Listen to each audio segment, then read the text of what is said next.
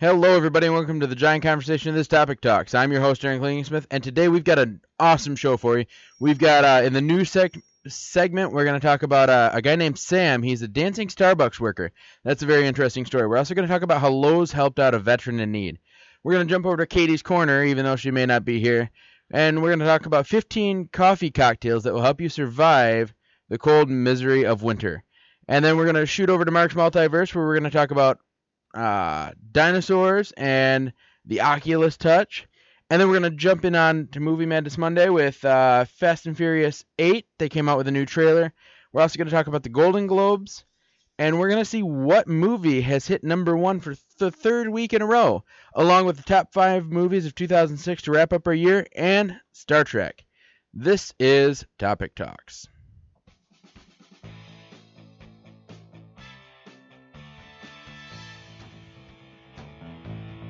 Welcome to Topic Talks, where we talk about the topics you care about and leave out the ones you don't. We talk about what most news sources don't: media, movies, and the multiverse. We even invite guests to come talk topics with us. Come join in on the fun. Let's get started.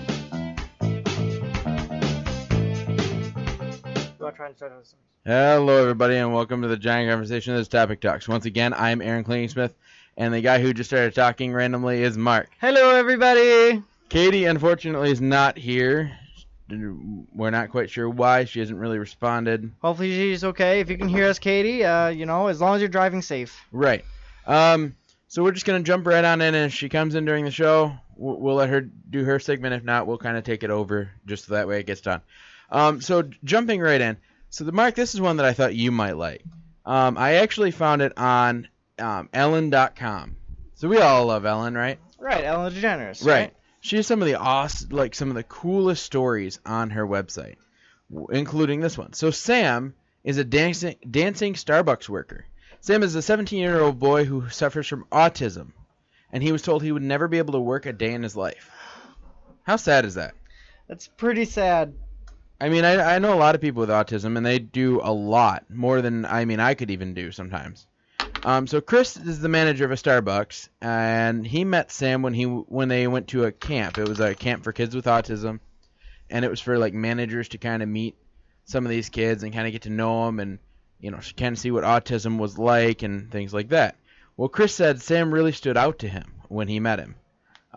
He also said that he told him he wanted to be a barista. So Sam wanted to be a barista, and Chris is like, okay, let's do this. So Sam went to the store thinking he was just getting an interview. And to his surprise, he actually was just hired. He came in and he's like, how long is this interview going to take? And he's like, oh, you're hired. No interview or anything, just hired him right away. I wish getting a job that was that easy for us. Well, the thing that stuck out to Ellen was somebody posted a video of Sam dancing while he was at work. So, and then that's kind of cool. I mean, I would love to see a barista dancing. Yeah, it really shows how happy he is with his job. Right. He's very happy. You could see it on the video. He was ecstatic. He was just really happy to be on the Ellen show, because they did pull him on Ellen's show actually. So the video was posted online of him dancing, and I guess according to the manager, that is Chris. He said that the dancing helps Sam get the routine down and remember the drinks and all that kind of stuff because of the jerky movements of his caused by his autism. So that dancing kind of helps him kind of loosen up a little bit and remember the drinks and remember the process he's supposed to go through and remember everything he's supposed to do throughout the day, which is actually really cool. I mean, me as a kid, my grandma always used to kid that she'd have to turn my multiplication facts into a song because I love music. I can remember, almost any lyric of a lot of songs that I've heard. And so she would always joke about that. And it actually, sometimes it worked. I mean, there were songs that I'd learn in, school and I would actually remember. And it'd be teaching me something. So this could actually be a thing. I could see this being actually a really cool kind of new method to kind of remember stuff, especially for Sam here, and it kind of helps him with his the jerky movements he's got from his autism. Yeah, and I gotta say, I never had any kind of methods that really helped me learn as a kid. I was just kind of average on that, except for one that I thought was kind of cool was when it came to learning cursive, because they totally don't teach that anymore at all. They do not. And which really I think is a shame, because cursive is, I feel like they should still learn it. But anyways, when I was learning cursive in elementary school, I had a hard time with it. So you know what helped me learn how to do cursive? What? I pretended that as I was drawing the letters that it was like a roller coaster. So literally it's like basically it's like You're as I was like, writing my sentence. Yeah. So I just thought of it like a Click, roller click, coaster click, with like click, loop de click, loops click, click, and Wee.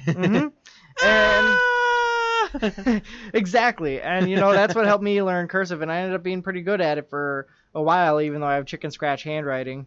Me too. But either way though, I mean, now the only time I ever use cursive is for my signature, and really even then even my signature is kind of just chicken scratch now. It's just So is everybody else's. I don't everybody think else in the I world. don't think anybody puts any effort into their signature I do. at all If anymore. it's like a really important document, like I was the best man at my friend's wedding, and for his marriage certificate, I signed really nicely. Okay, that's something different though. That's something that matters. No, but I mean like things that matter, that I feel matter at least. I will sign, but like on the little keypad screens, I just scribble. Or maybe like a signing a receipt at a restaurant. Like literally, I'll do a better job than I do on the keypad thingies. I guarantee you, it's not even possible to actually read my signature. If you tried to read my signature, there's no way you would actually know what it even is, because literally my signature is I would know what it is. It would say Mark Wilson. No, it's more like M semi-squiggly line, W squiggly line. It's okay. I go Aaron. I write out Aaron, and then I do CL squiggles.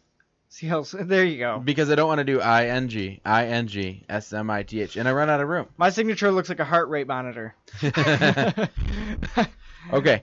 So anyway, so if that was not enough, being on the Ellen show, Ellen being Ellen, she gave the guy some surprises. What kind of surprises? Well, Sam's surprise is a little bit of a backstory. He has always wanted to go to Japan, ever since he was a 4-year-old little boy. So at 4 years old, he wanted to visit Japan. So, Ellen gave him a trip to Japan. That is really And he cool. freaked, it was actually, I almost cried. He freaked out, he was crying, his parents were crying, I almost cried, it was a good time. And then she didn't stop there. So that was for Sam. Chris, who was a huge fan of the Toronto Raptors, Ellen had a couple of the members of the team make a video inviting the manager, Chris, to come to a practice and to come to a game. And he got this giant basket with all this Raider stuff in it. Oh, that's cool. That's what I thought. I'm like, come on, I want to go Pistons. Right? But no, it was really cool because they're in the video, the players were like, we loved what you did for Sam. Kind of gave him a pep, this is a good job. Giving him a chance. And because of that, we want to invite you to a practice and come to a game with us. That's pretty great. So I think that's really cool.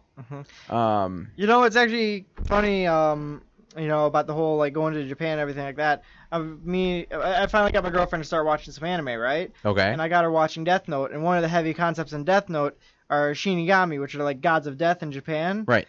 And here it is, she's texting me right now telling me how she's researching Shinigami, and that they're a real thing that the Japanese believe in over in Japan. So it's just funny that pretty much literally her and I are talking about Japan as we speak. So I figured that was actually kind of funny. But anyways, that'd be cool. I would like to go to Japan. You never know when stuff like this is gonna blow up too. Sam dancing, and that blows up over the internet, and it's a huge thing, and it's great, and it's really cool to see about that, or hear about that. I mean, here he is.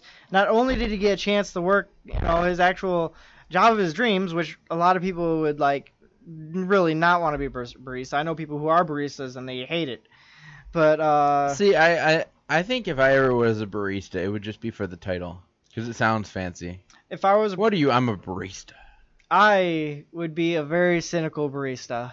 Why? I just would be. I mean, first of all, How can you be a cynical barista? well, first of all, they'd probably put me on mornings, and let me put it this way: when you get me working something in the morning, I'm extra salty.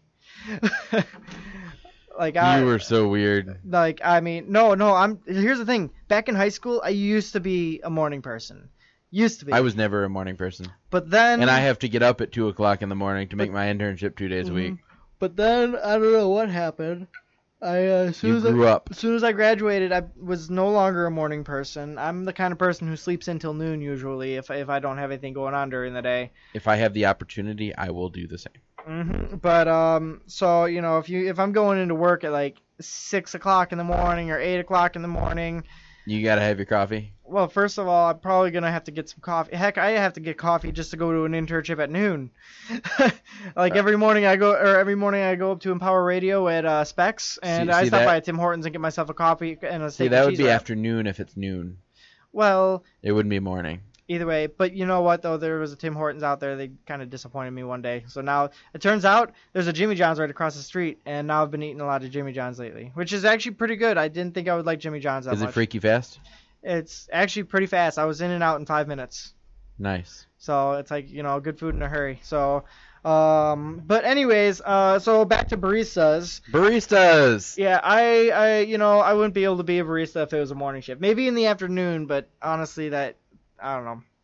I feel like the problem is there's no night shift. I would love a night shift as a barista. There's probably like afternoon shifts, because, I mean, they're still open most of the day. Now here's my question. So, Starbucks have baristas. Yes. Do Tim Hortons have baristas? No. Why not? I don't know, Aaron. I am not. Is it because Tim Hortons is from Canada and Starbucks is from... Where is Starbucks? I don't know. I don't know where it's from. I didn't know Tim Hortons was. You know what? And to come to the sound of it, Tim Hortons does sound Canadian though. Have you not seen any episode of How I Met Your Mother? No. How? What? I don't know. I don't really watch How. I'm more of a. I like Big Bang Theory. What? Yeah. What? Yeah. What? Yeah. Don't get me wrong. Don't get me wrong. Neil Patrick Harris is a gem. I mean, he's just amazing. You need to watch yourself some How I Met Your Mother. I've seen like tiny Anyway, bits and pieces of some episodes. One of the characters is supposed to be from Canada, and so they refer to Tim Hortons quite a bit because I didn't know Tim Hortons was from Canada. They make well, and I also know that because my sister lives in North Carolina, and the first Tim Hortons she sees, because they don't have them where she lives, first Tim Hortons she sees, she stops and goes to. Really? Because they don't have it there. They don't have they don't have Tim Hortons in Canada? No, I said North Carolina. Oh, North Carolina. So wait, Tim Hortons is only along like the border?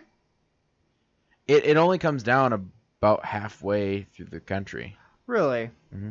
Actually, no, it goes down to about Ohio. I think we stopped saying I'm in about Ohio when I went to visit my sister. So yeah, so they're probably typically about 2 or 3 states in from the border. Right. All right, I guess that makes sense. A lot of people don't even realize that there's a lot of stuff that's just Michigan. Like Myers is just Michigan, I believe. Rock and Rye is just Michigan.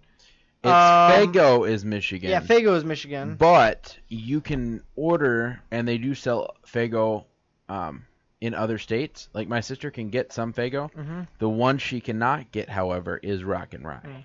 Now that's Verner's is a Michigan. Yeah, Verner's is Michigan. Is Big Boy? I'm not sure if Big Boy is Michigan. I don't know, but there's a lot of just Michigan stuff too, and I'm sure other states have just those state, kind of things. But either way, though, I like Canada. Canada's cool. I don't get to go there very often. But here it is. One of our topics is about drinks today. So what's your favorite kind of coffee drink, Aaron? From what store? I guess all of them. Each of them. Tim Hortons, Starbucks, I guess. Okay. Oh, hold and up. Caribou. Starbucks was founded in Pike Place Market, Seattle. Seattle. Okay, so Starbucks is American. Yes. Okay. I didn't think it was not American, but it is. All right. So what's your favorite drink from Starbucks? Okay. From Starbucks, I get a caramel frappuccino. Caramel frappuccino is good. Yep. Or when they still had it, I don't know if they have it anymore. We're going to make our listeners hungry. I used to get the waffle cone frappuccino. Oh, that sounds good. That was really good. I like to get the Java chip frappuccino. Java chip frappuccino? It's a Java chip. Yeah, it's... Oh, man. I'm going to want... Aaron, I'm broke. I can't afford Starbucks, but now I want either. it. And then from Tim Hortons, I get warm. I get a caramel latte supreme, large, sweetened with 2 sugars, and stirred up really well. Oh, look Because at you. they don't know how to stir up coffee. A lot of coffee places don't actually know how to make coffee. Like, what's it? I didn't say make. I said stir. Oh, stir coffee. The coffee is awesome. Well, most of the time the coffee is awesome. I can't stand Dunkin' Donuts. They can't. Every time I go there, they can't make a coffee to save their life. But anyways, back to Tim Hortons. And then if it's cold, I get the. Oh, you got me hooked on something. It was originally like the frozen. What's that frozen drink you drink from? What I get? Yeah. Oh, the Vanilla Ice Cap Supreme. Yes. That's what I like. Now I drank that for a while, and then I got the caramel ice cap supreme. I didn't know that was a thing until I asked one day. You know what? I love caramel. I accidentally ordered one day, and they said they didn't have it. I accidentally ordered a caramel ice cap supreme, and they said they didn't have it. I've gotten vanilla ice cap supreme with caramel drizzle on it before, but that's it. That's as far as I've gotten with it. But I don't know. I might have to special order that or try it sometime. Right. But yeah, like I said though, like Dunkin' Donuts, they can't see. Every time I've gone there, I've been disappointed. However, we use Dunkin' Donuts blend at home, which is it's good if you home make it. But I have not been satisfied once by Dunkin' Donuts going in. McDonald's is not a. Oh, you talk about the McDonald's frappes?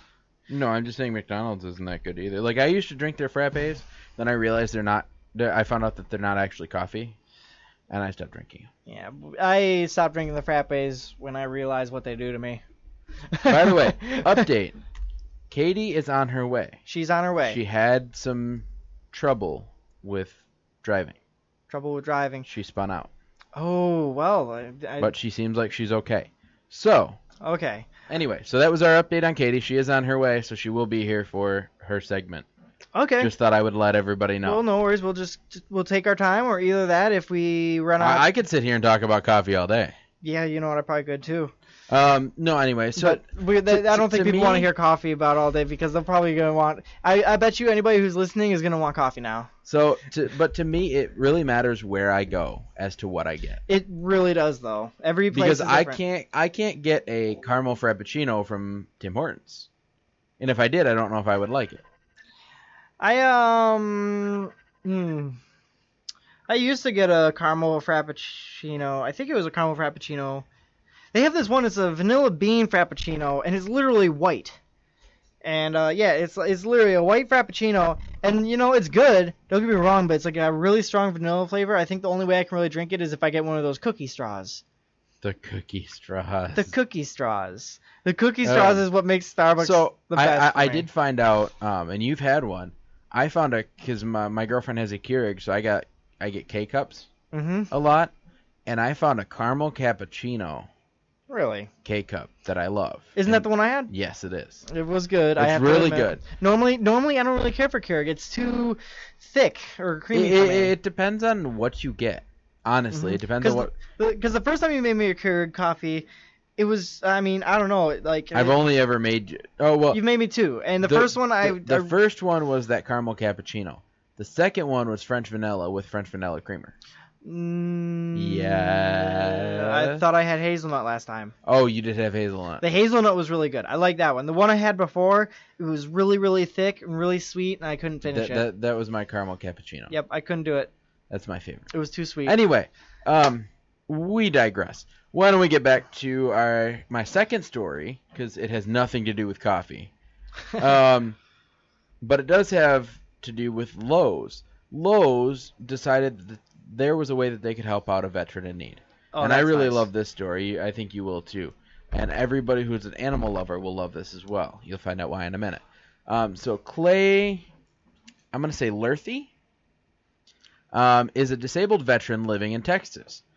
He served in the Air Force and he was injured.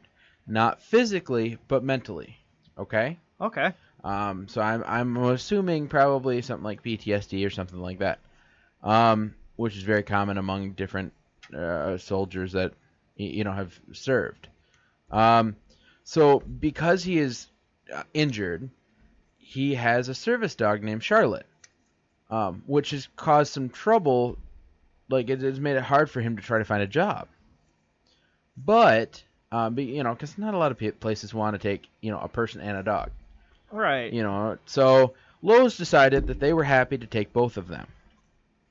And so the veteran Clay, he said, I can't stand sitting at home.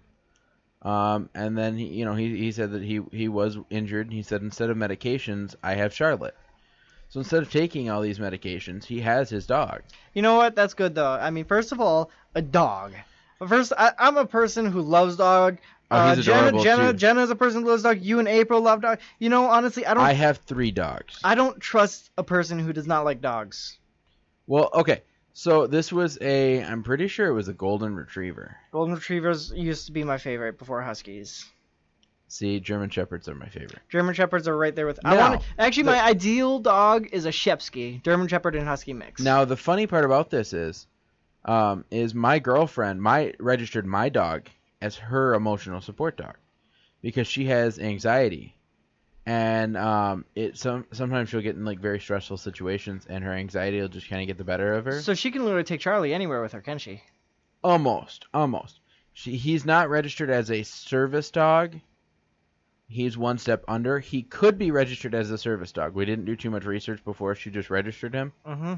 But the way she did it, he can go almost anywhere, but people can deny him access to certain places. If we re-register him as an actual service dog, because we can register him for the same thing as an actual service dog, nobody can deny him entry. Right, but also I think you actually have to have him. You actually have to, need him as a service dog to be eligible to do that, right?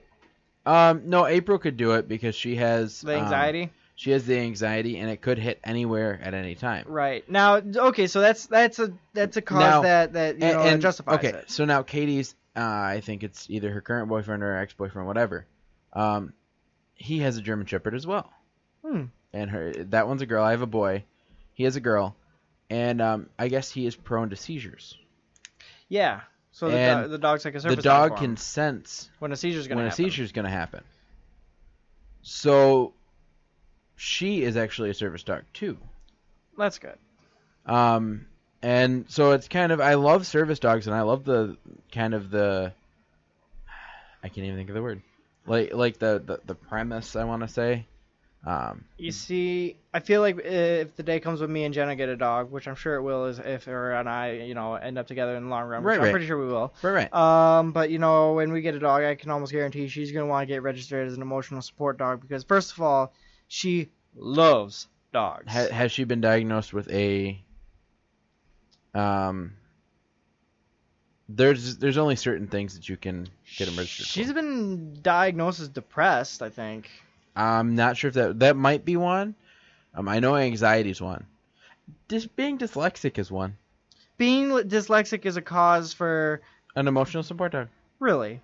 I told April, I said, why did you register him under you? You could register him under me because I'm dyslexic. She didn't go for that. There was I was at work the other day. First of all, I just have to say I'm not dyslexic. But I am. I was on desserts and pizza, the pizza station, which is also the dessert station at my work. Right. And we have a pizza. It's a margarita pizza. It's like tomatoes and really good. Salt and pepper and I think basil. I think it is on it. And like this soaked mozzarella cheese. It's good. Right. I don't even like tomatoes, and it's good. And we also have tiramisu. But when you ring in the ticket for the margarita pizza, it just says Rita. And when you ring in the tiramisu, it only rings in as Tira. So it's Tira or Rita. So same 4 letters. Mm-hmm. And the other day I was at work, and so somebody had to catch me because they're like, Mark, what are you doing? I'm like, I'm making a Rita pizza. And they're like, no, the ticket says Tira, or tiramisu or whatever. And right. I'm like, wait, does it? And then I read it, and yeah, sure enough, it's a Tira for a tiramisu. And I'm just like, that's funny. I'm not even dyslexic. No, anyway, so kind of back to the story. So Lowe's was very happy to take them both. And the cool part about this is Charlotte, the dog, Clay and Charlotte have matching vests for Lowe's. Oh, that's cute. Because Clay got, the normal, Lowe's vest. Mm-hmm. And Charlotte, Clay took an old Lowe's vest and customized it for Charlotte to wear. Oh. So now, the dog and him walk around the store, and, they work, and apparently it's working out really well. A lot of the customers enjoy having I'm sure. Charlotte there. People love dogs. People really do love dogs. I mean, there's places that we take Charlie that you can tell don't see dogs all the time. Mm-hmm. Because everybody be like, "Oh my God, it's a puppy." Yep. Dogs. And if you've seen my dog, you wouldn't think he's a puppy. He is. He's only 6 to 7 months old. But he's a horse. He is a horse. He's a mini horse right now. He'll be a big horse. Mm-hmm. In a few months. Yeah, dogs. If you take a dog with you everywhere, you're gonna meet a lot of new people. And if you're single, well, dogs work as a good wingman. But I don't know that one firsthand though. I've never had a dog at the same time. But anyways, I know people who have done that before though, and it's easy for them. But so dogs are great if you want to meet new people and or make friends, all that. Dogs are great. Dogs are probably one of my favorite things in this world, and really, people don't deserve dogs. I mean, dogs. Some people do not deserve dogs. Dogs are God's gift. They really are, and some people are just awful. But either way, I digress. This story is nice. I like this. And it's actually kind of funny, because there's a lady at my work who's very nice. She's the operator when you call into my store. Oh yeah. And she has because she's in a wheelchair and all that, and she has a service dog. His name is Griffin. He's a pain in her butt. Because she got him and he's not fully trained. Ah. So, for a while she's been training him, and one day I saw her going down the hall and she threw on the brakes on her wheelchair. And she's like kind of like using the brakes to stop. Mm-hmm. So what are you doing? She's like, I don't want to go into hyperspeed. Because he wasn't trained, so he would just start running. No. That's funny. And, with her in a wheelchair, she'll just go right behind him. So I guess she comes before work every day and walks around the mall and is training him to, like how fast to go and at him. And he's learning. He's actually getting very smart. Because when she first got him,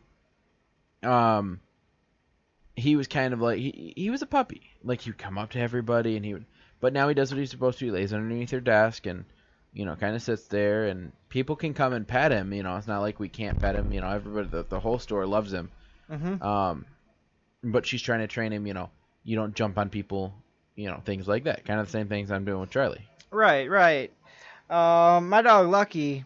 Have you met Lucky? I have not met Lucky. Like I said, he's a horse. He's probably like twice as big around as Charlie. Oh, okay. I mean, my dog is a literal horse. He's part Rot. Oh, okay. So he's huge. His body is huge. I was gonna say my dog is not yet done growing. So he may be bigger than yours. He's a Rot body with a lab's head, and it's funny because my mom, she's short. I mean, runs in the family.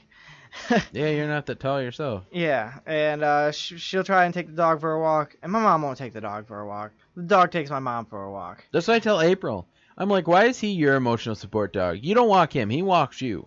Right. To where I walk him. And it's the same story with my sister Bethany, too. Like, she tried, they went for a walk together one day with the dog. And first of all, like the dog just starts pulling my mom. She's like, oh, God, no, somebody help.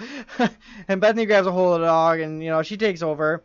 And, same thing. The dog just starts taking her. You walk up one hand and just... One hand. Yep, one hand. I'm like, come on, Lucky. And he knows. I got that dog. Dogs are very smart. He's also, but my dog is also a total wuss. I take him out for his first in the snow whiz the other day, and he decides to wuss out and try going on the porch. I took him and I put him right down in the yard, like right down in the snow. And Charlie loves the snow. Oh, don't be wrong, Lucky does too. It's just when he has to pee, he's a total wuss. No. Charlie will do whatever he has to, but he loves the snow. Originally, because we're a member of several different German Shepherd groups on Facebook and all that, and so we kind of know what to expect, kind of what traits they usually all have and things like that. And a lot of members have been saying they cannot get their dogs inside when it snows. That's kind of their dogs love to be outside. And at first, Charlie really had since it was like a little bit of snow and he could still see the leaves because he loves leaves. Mm-hmm. He loves to play in leaves. He just loves to be outside. He does. But, well, when it's just grass, he could care less. But when there's leaves or snow, he loves it. Hates rain. He doesn't like rain. But anyway, so he could still see the leaves, so he really wasn't that intrigued by the snow. Now, when we got this big snowstorm recently, and he does this thing where he runs, and then the snow flies up, and he tries to catch it with his mouth. And so he turns my backyard into a racetrack, because he'll run down off the porch, around the backyard, and then out to the driveway, and then back up on the porch, and then around the porch, and then back through the... Oh my god, really? And he just like makes this Y of like this track, and he just like he's trying to eat all the snow that's coming, up from his feet. That's funny. And like today, April He's got big paws too. Well, and April got him out of the car because we took him to get his nails trimmed, and we look over and he's laying down in the snow. I mean, this snow is probably about as tall as him laying down is as tall as he is, and you just see him and like the top half of it. He kind of looked like the Loch Ness monster. Oh, that's cute. He had like the top of it. You could see the top of him and his head sticking out. And he just kind of looks sitting there going, "What?"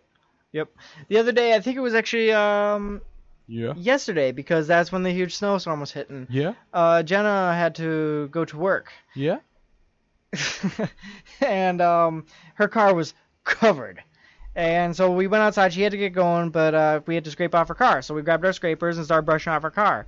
Lucky's outside with us. He's hopping around in the snow. He comes up, and there was just a big old pile of snow on top of her car, and it all fell down once right on top of Lucky. And it was great. He was just covered, and then we Charlie started... would have loved it.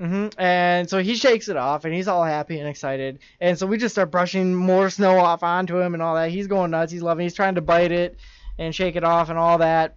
And then we run out of snow because we got all the snow off the car. So then we take our scoopers, and I found out that a scraper for your car makes an excellent just scoop. You could literally just go down, scoop up snow, and just like launch it like 5 feet, like right at your dog. And so does this thing that they invented it a while back. It's called a snow shovel. Yeah.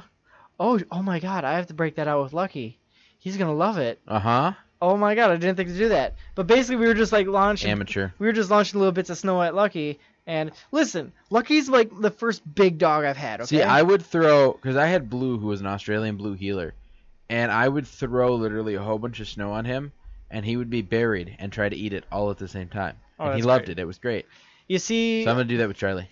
Lucky's the first big dog that we've had. Like I said, he's part lab and part rot. We're not used to having such a big dog in the house, or we're getting used to it now. But before that, the last dog I had was back in my sophomore year of high school, and before that, I mean, his name was Gizmo. He was a Shih Tzu Lhasa Apso. So he was a little guy. I love Gizmo from the Gremlins. Yep, and he was a Shih Tzu Lhasa Apso. He was a little brown dog, curly tail, and an underbite, or overbite, or whatever. So he's just walking around with his little teeth hanging out like this. Right. And he was one of those dogs. He's so ugly, he's cute. Yeah. And that's pretty much all we've had with Shih Tzu Lhasa Apsos over the years. We had Gizmo, and before that we had Cujo and Mindy. And I like the names. And so we had to put him down like my freshman or sophomore year of high school, which was really sad. He was a good dog. But so we've been, a cat family for years. I mean, we were always a cat family too. I grew up in a house with 2 dogs and 6 cats. But after that, we were down to like, after Gizmo, we were down to like 3 cats. And well, I have 3 dogs and 1 cat. Well, my girlfriend has the cat. I don't have the cat. It's her cat. And for the past like 2 or 3 years now, it's been down to just 1 cat. It's just been Cleo, my cat. She's a little white Pris, part Siamese. She's beautiful though, and she's a total cuddler. But anyways, and she also hates large dogs, we found out. Yeah, usually cats and large dogs don't get along too well. I don't know what it is. It's the dangest thing. If it is like from a kitten, a lot of time they'll be used to it from the start because they're like, oh, this huge thing, and they'll be fine with it. But when she's been accustomed to have the whole house to herself for a long time, it's kind of a rough awakening. But so basically, it's just Cleo, and then we got Lucky, and that threw her whole world in a loop or in a spin or whatever. It's just none of our animals like us because we brought Charlie into the house. Edison the cat runs down basically either outside or downstairs, and then Aiden and Red, the 2 Yorkies, they hate him. It's hilarious. They do not like him. It's hilarious. They like him when he's calm. When he's calm and like laying down sleeping or whatever, they'll go up and cuddle with him. But they do not like when he is hyper. They do not want to be his friend. I don't get it. You see, I've seen Cleo and Lucky be touching each other and be calm before, but that's because they were both asleep. And they didn't really care. They don't really care for each other's existence. Like when one of them's sleeping, it's kind of fine, or both of them are sleeping, it's fine. But if the dog's up, then she's probably going to be waking up soon. Anyway, we digressed a little bit too far. So, either way, I thought this was an awesome story, just because of the fact that, one, it was about a veteran. Two, it was about dogs. You can't go wrong with either one of those. But three, it was the fact that Lowe's is like, yeah, we'll take the, they can both work here. It's not that big of a deal. And I can really respect them as a company and for that. So Mark, do you know what time it is? It is, I think it's like 6:38 right now. No, it's time for Movie Madness Monday. No, wrong one. This one. Welcome to The Multiverse. Yeah, the Multiverse. So, this week I got two different stories for you. One of them, it's kind of interesting, but Jurassic Park fans, don't get your hopes up about this one, because there's a couple, I wouldn't call them theories, but there's certain factors that they don't think about in Jurassic Park. Basically, a feathered dinosaur lost its tail in a sticky sap trap, basically. It got its tail lost in sap 99 million years ago. Okay. And basically, yeah, it was a juvenile dinosaur. It wandered into a sticky trap and sacrificed a chunk of its tail. The dinosaur's loss was a paleontology's gain. Millions of years later, the tail hangs suspended in a chunk of amber, its feathers and a hint of pigment and preserved soft tissue still visible. Researchers described the remarkable specimen in a new study, identifying it as the first evidence in amber of a non-avian theropod, a man-eating and feathered dinosaur that doesn't belong to the lineage that led to modern birds. A remarkable preservation provides a snapshot of dinosaur biology that can't be retrieved from the fossil record, and offers a rare glimpse of feather structures in extinct dinosaurs, which could help scientists better understand how feathers evolved across the dinosaur family tree. A growing body of evidence has emerged in the past 2 decades indicating a variety of feathers produced by non-avian dinosaurs, but the feathers present an incomplete picture. Fossilized feathers are usually compressed and distorted and difficult to reconstruct in 3D. In many cases, they appear in the geologic record without any skeletal fossils nearby, making it impossible for scientists to identify their species. But amber preserves 3D structures beautifully. The tail fragment described in the study measures about 1.4 inches and is densely covered with feathers that are reddish-brown along the upper surface and paler and finer underneath. Computed tomography scans further revealed soft tissues, skin, ligaments, muscles, and basically it was mostly replaced by carbon. The authors noted that the tail contains at least 8 complete vertebrae, and the shape of the bones suggested that this is only a small piece of what is likely a long tail that possibly contained as many as 25 vertebrae, though its original size suggested that the dinosaur was not fully grown. The structure of the tail bones, a string of vertebrae rather than a fused rod, indicated that the tail's feathery former owner was a non-avian dinosaur, likely a coelurosaur, a type of theropod that shared many features with birds. The fossil feathers have a branching structure that produce both large and small filaments, and they lack a central shaft known as a rachis, which is an evolutionary feature of modern feathers. This hints that branching in feathers evolved first, the study authors wrote. The stunning find shows that the unique role that amber plays in helping scientists to interpret what animals may have looked like millions of years ago, and how evolution shapes living animals and their extinct relatives. Amber pieces preserve tiny snapshots of ancient ecosystems, but they also record microscopic details, 3-dimensional arrangements, and labial tissue that are difficult to study in other settings. So honestly, it's pretty cool. For the first time ever, they actually have a real a specimen that contains muscle, skin, feathers, all this. First of all, this is solid proof that a lot of dinosaurs did have feathers. So again, Jurassic Park had it wrong there, but at the same time, at the time they were making those movies, there was no evidence of feathers in the fossil record. However, I was reading about this somewhere else recently too, and it was saying, for Jurassic Park fans not to get their hopes up, because even though stuff like this could be preserved in amber, it doesn't stop the DNA of it from disintegrating. Yeah, decomposing, disintegrating, just slowly wearing away to essentially dust over time. So really, even then, say we were to find mosquitoes preserved in amber, the DNA would have completely decomposed, and we wouldn't even be able to salvage it. So unfortunately, we wouldn't be able to use the clone dinosaurs. So like I said, although the way every one of those movies turned out, I'm not sure that we would want a Jurassic Park or anything. Yeah, pretty much. It always proves to be a disaster, nonetheless. But another flaw with those movies was, first of all, to the people who paid attention to the details, they filled in the spaces in the DNA strand with frog DNA, which frog DNA in reality wouldn't have any resemblance. It would not be compatible even the slightest bit. Now, if they were to substitute it with something more like maybe like alligator or crocodile DNA, then they might have been able to get somewhere. But a frog DNA wouldn't have been able to present any kind of results for them.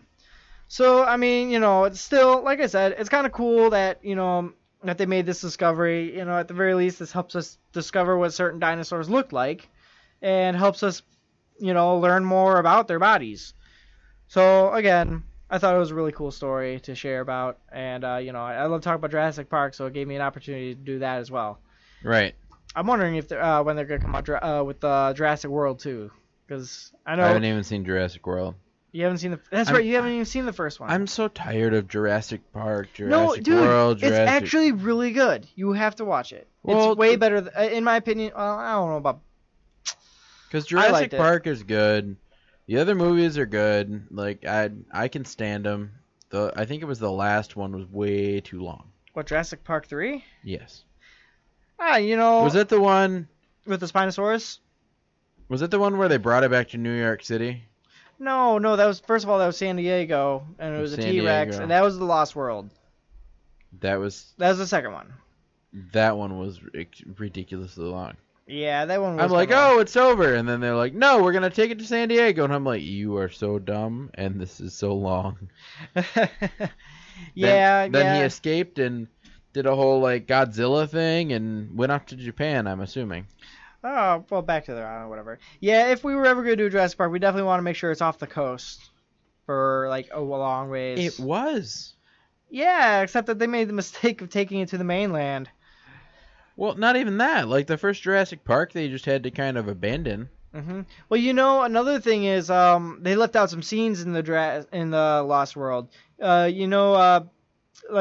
basically implied that... that the guy who was manning the button for the doors was dead, right? Right. And it even showed his arm laying there. In reality, first of all, how did he die? It wasn't by dinosaurs because it didn't show anything but the T-Rex. But in I think it was a deleted scene, or a scene that they didn't make it to the final cut of the movie, there were actually raptors aboard the ship too, and that's how the guy died. Oh. So even worse than a Tyrannosaur in San Diego, there were... raptors too that they didn't even... Yeah, I mean, it would be hard to cover up. What? I sense a cover up. Yeah. So, really, that's something else. But at the same time, with Jurassic World, they pretty much didn't even pay any homage to Jurassic Park 2 or 3.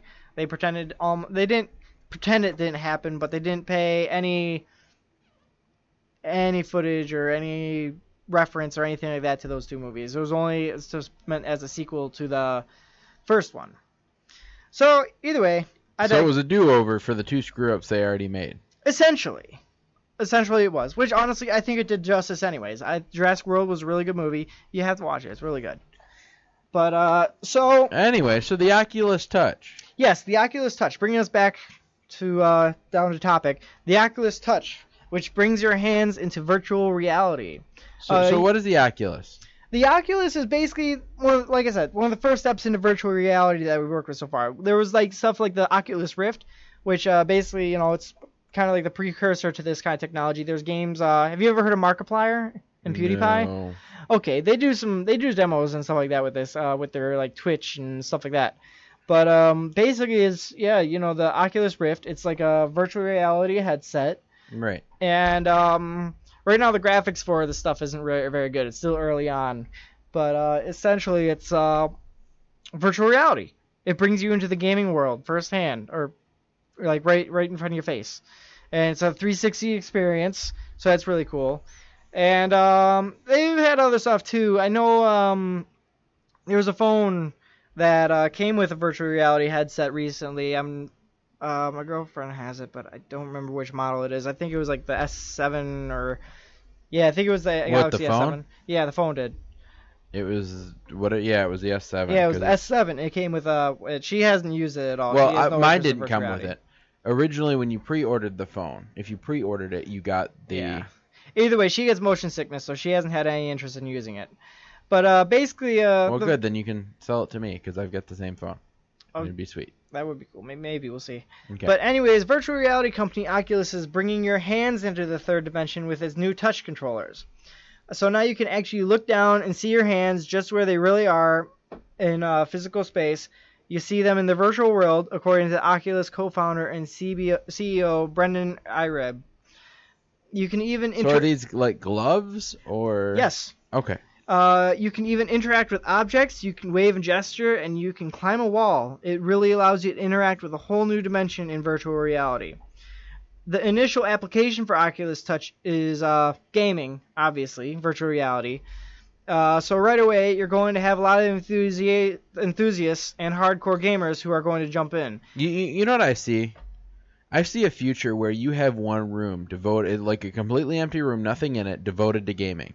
I think in the future we're gonna have something similar to the Animus from Assassin's Creed. I was thinking that too. Well, I was thinking like they're gonna start off with just like an empty room. They're gonna have, they're probably gonna make somehow a wireless Oculus, to where you just put it on and all the wires are on yourself. You don't have to hook it up to anything. I don't know about an empty room because you'd still be running into walls. But maybe like a stationary station, almost similar to like a treadmill, so you can actually run in place. I was thinking that too. I figured that'd be kind of heavy. Now, what I was thinking is, what if it like they kind of altered the Oculus, so then that way when you're getting too close to something, it's like you're getting to like it'll kind of like have like a wall. So like if you're playing like a war game, you could be like almost walking into a building. You'd be walking into almost a building every 5 seconds, though. Yeah. I don't know. That's a good point. Either way, I mean, I don't know. Like I said, virtual reality technology, it's being actively pursued, and I said virtual reality. Isn't that pretty much what it is in Assassin's Creed? It's pretty much doing virtual reality. That's exactly what Assassin's Creed is. Assassin's Creed is virtual reality within a video game. It's not even a video game. Well, okay. Assassin's Creed is a video game. It is a video game. I was gonna say, but the premise behind the game and the movie is that virtual reality exists. Is that virtual reality exists, and he is one of his great ancestors, one of the assassins. Yes. Which actually, yeah, I know they're coming out with a movie soon. I might actually go see it. I'm not sure yet, but I still have to go see Bad Santa 2. I still gotta go see Fantastic Beasts, and now I'm gonna have to go see Star Wars because it comes out in like less than a week, right? Yes. But anyways, back to topic. Basically, it's like the holy grail for gamers. You put on a headset, you grab your controllers, and suddenly you are teleported into a video game. You're teleported into a climbing experience where you're climbing a huge cliff and you're looking down and you feel like you're truly there. This is what many gamers have been dreaming about for decades. There's also room for creativity. You can do sculpting with Medium. Quill has a paintbrush application where you can paint in VR, virtual reality. And King Spray is a graffiti app where you can actually go and graffiti and you take off the headset and you didn't actually graffiti any walls. Irib, whose company was bought by Facebook for $2 billion in March 2014, is convinced virtual reality is the next big computing platform. I don't disagree. One of the things that we talk about is the race to 3D scan Earth now. So if you think about the video camera and its ideal device to basically the ideal device to capture the world in 2D screens, but in virtual reality we have a full three-dimensional 360-degree experience. So we now need to start capturing screens at full 360 or three dimensions. And that's going to allow us to put on a headset and teleport to any museum, to any location, and be face-to-face with other people. So imagine you could put on a pair of glasses and go to London with your best friend. That'd be cool. You kind of already see a little bit of it. You see, like, Facebook, sometimes you'll see, like, it'll have, like, a little 360-degree view, and you'll be able to look or move your phone around in real time and kind of view around. It's really shoddy, though. Like, it's really shaky, and it's hard to use, so I was going to say, they have an app, and somebody reminded me of it the other day, and it's an app I used to have, and it's a stargazing app. And it doesn't matter where you're standing. You could be standing inside, outside, it doesn't matter. But it uses your GPS location. When you point it up at the sky, it'll show you what stars are up there. But if you point it down at the ground, it'll show you what stars are on the other side of the Earth. That's really cool. It is really cool. So you can pretty much see any constellation you want from wherever you're standing. That is awesome. But if you're actually stargazing on, like you're looking up at the night sky, you can show it up. You can point it up there, and it'll match up the stars and show you where. Isn't there a constellation feature on that too, where you can actually press a button and it'll show you which stars connected, which constellations? That's what I said. It'll show you the constellations of where you're at, as well as where all the other ones are at. Can you imagine being on a different planet and looking at an entirely different night sky? Not at all. It'd be crazy. It would be weird. Or maybe just the same sky from a different planet, like for example Mars. It's in a different location in our solar system. Do you think you'd still be able to make out generally some of our constellations? I would hope so. Like maybe like a Big Dipper, except maybe like a little bit warped or something. I don't know. I truly do not know. It could be. But it's an interesting theory. But basically, Irib, who dropped out of the University of Maryland during his freshman year, is also giving back to the school, which broke ground for the Brendan Irib Center for Computer Science and Innovation in April. He donated $31 million for the computer science building and $1 million for a set of scholarships. When he went back to University of Maryland, or to hackathon, he was touring with the campus and went back to the old computer science building, the same building he was at nearly 20 years before, and he thought it would be really inspiring for students to have a new center and to have a really modern computer science center, basically. And he got to talking, and nobody had made a donation for computer science in several decades, so he felt like it was the right time. So basically, this guy's one of the main people who's pushing and funding into the study and research of virtual reality programming. And with the advancements we've made in the past few years, we're getting there. We really are. Like you see a lot more of it these days. People are actually implementing virtual reality into their lives. More or less right now it's mainly gaming, and there's some virtual reality gaming stuff. There's other uses for it too.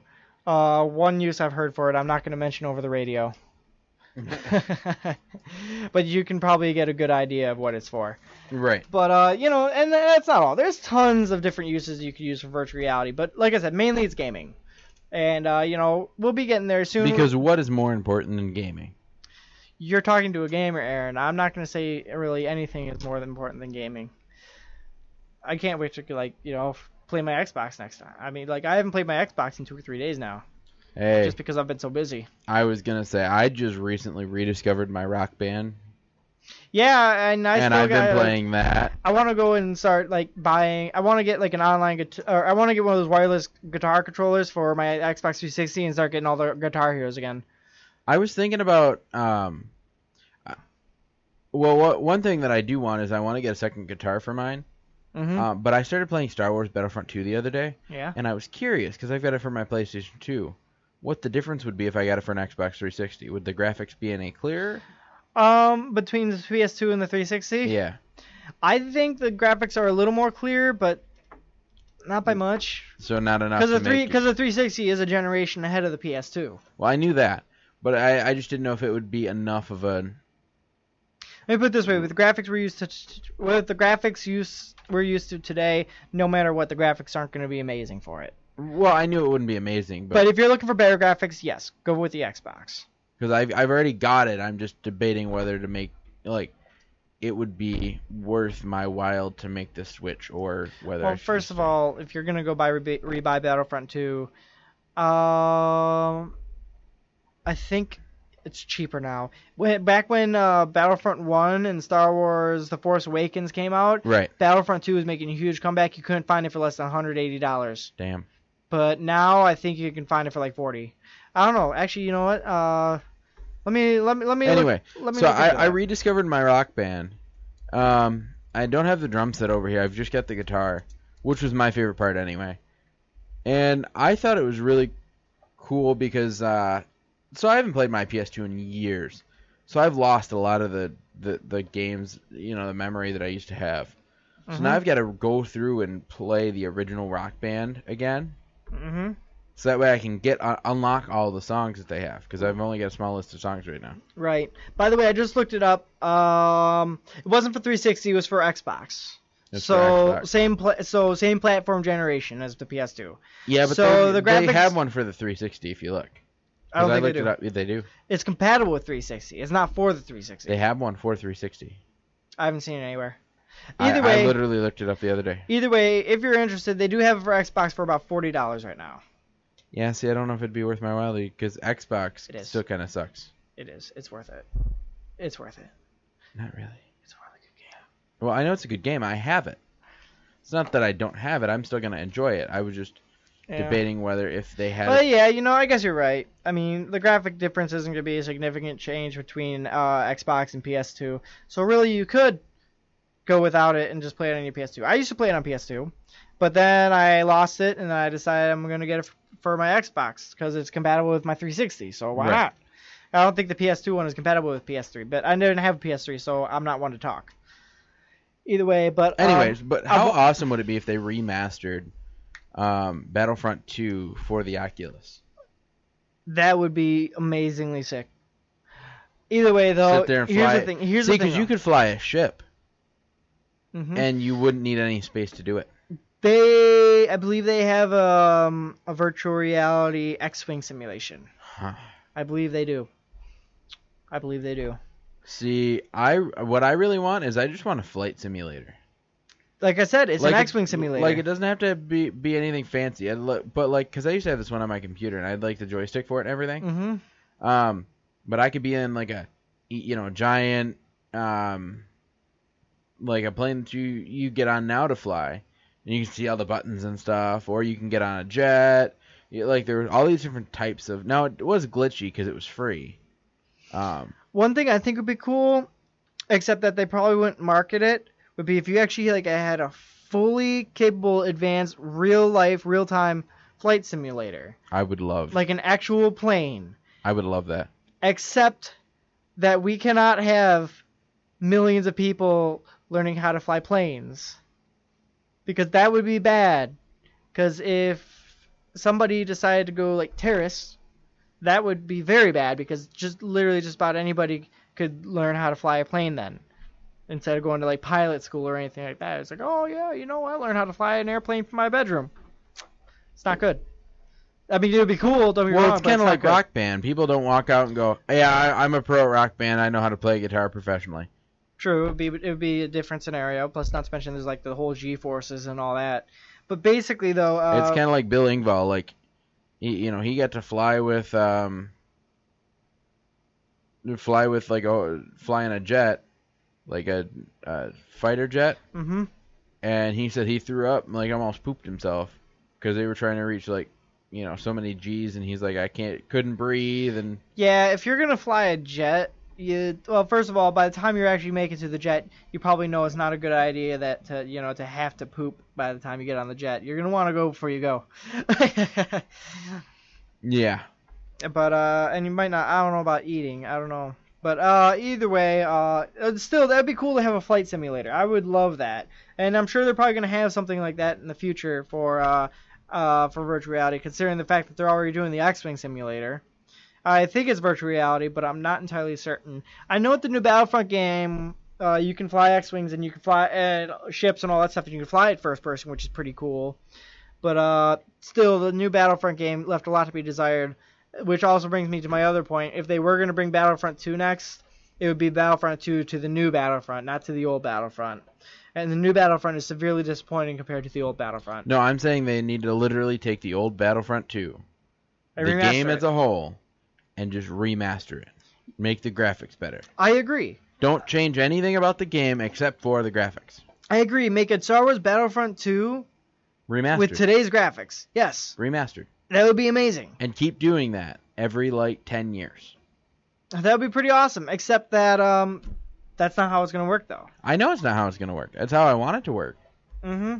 But either way, what you're saying, though, too, about, Rock Band and all that stuff. Yeah, last week we hung out after the show, and we were playing Rock Band on... We played AC/DC. Yep, we played Rock Band, AC/DC.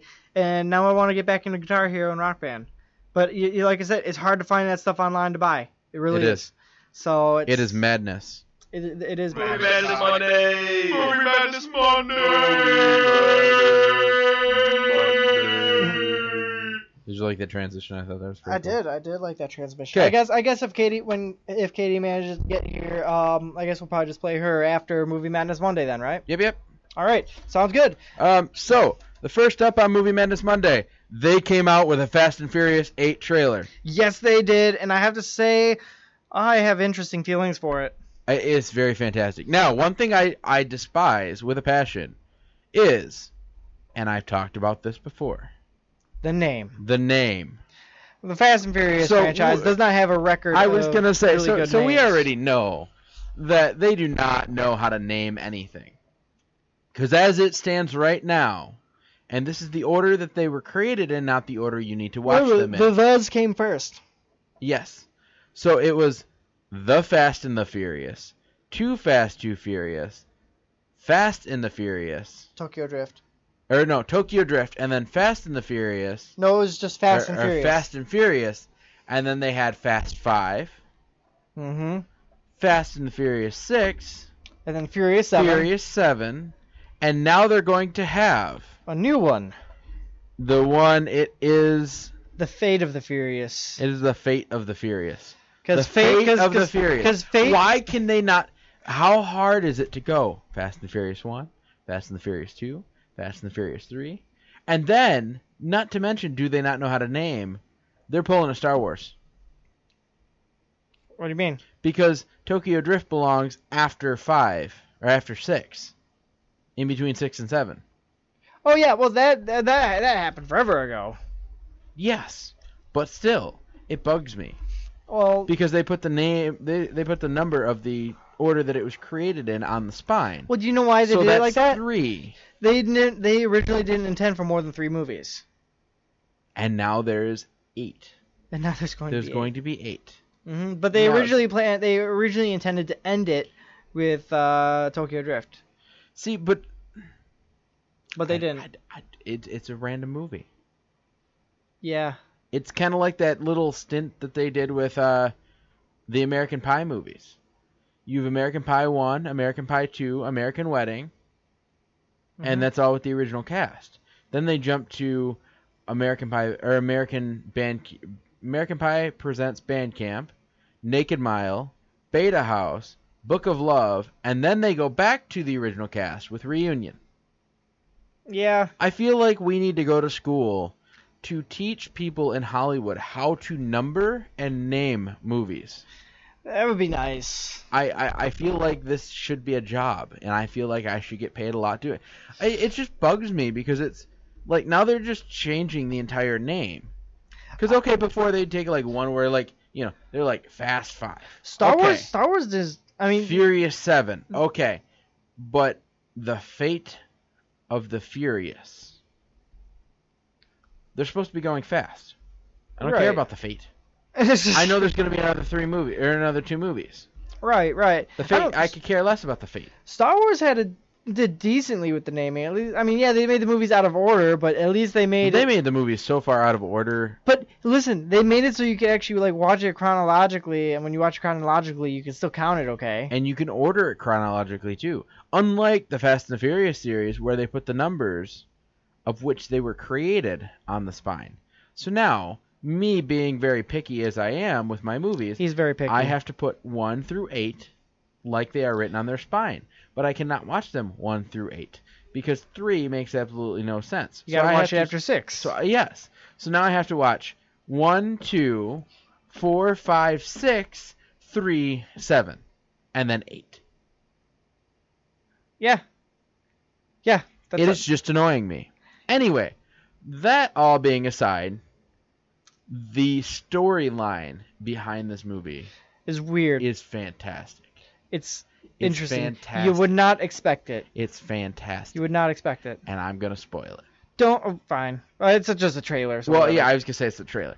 So, and if you want any of this information, it can be found on IMDb along with the trailer. So, what it is a mysterious woman seduces Dom into the world of crime and betrayal of those close to him. So pretty much Dom, Vin Diesel, he pretty much goes against his entire quote unquote family, and they're his like enemy, and it has returning Dwayne The Rock Johnson. They also have the bad guy from the last one in it. They do. What's his name? I'm trying to remember the actor's name. I forgot. Anyway, no, they have the criminal I'll from look the it up. last one, and he's teaming up with everybody who is there, like everybody, the whole team. Yeah. Basically, they're gonna be working with the bad guy from the last stop one Dom. to stop Dom. Oh, Jason Statham. Jason They're working Statham, with that's Jason what it was. Statham now to stop Dom, which I'm just like, what? This guy was literally like really bad. Despised before. He was really, really bad. But And now they're gonna There's have some him- awesome like I thought that they could not top Furious 7 with the car crashing from one building to another. I'm like, okay, how are they going to top this? This was an awesome movie. They had a submarine chasing them chasing them. in the Arctic. A submarine chasing them. And then, just like all genius that he has said, The Rock goes, we're going to need a bigger truck. Well, yeah, you got this big thing coming out of the water at you. You're Now, gonna need a bigger something. My favorite one is, I'm trying to remember the character's name, but he's driving a orange Lamborghini. Oh yeah, Tyrese. He's playing. But- He plays. Oh, why am I but forgetting his name? Anyway, but he was one of my favorite because he was in the one that was he was originally in Too Fast, Too Furious. He was in the second movie, and I've always loved his Roman. So I've always just loved the way, like, his attitude about everything. One, he's always hungry. Yeah, But that's two, me. his attitude is great. And like He's my spirit animal. you know, one guy was like, finally we have a tank, and so he got the tank, and then Roman's like, I think I'm in love, and he finds an orange Lamborghini. And then later in the movie, he's like, or at least in the trailer, he's like, why are they shooting at me? And he's like, it's probably because you're driving an orange Lamborghini. Yeah. It is an awesome trailer. If you guys have a chance to go and watch it, I would highly suggest It leaves you with a lot of questions. Really, it does. I mean, for example, why does Dom turn bad? And I do have to say, because April told me I had to say it, she does not like, she doesn't like it. That's her exact words. She doesn't like it? She doesn't like it. That's funny. Which it is weird. It's not what we're used to. Now, the only problem I would have is because they did this with Letty, but under kind of different circumstances. So I'm kind of curious to see why Vin Diesel kind of took the turn. Mm-hmm. But if they do Fast 9 and somebody else turns over to the dark side, I'm going to lose my crap. Yeah. It's pretty. I will lose my crap.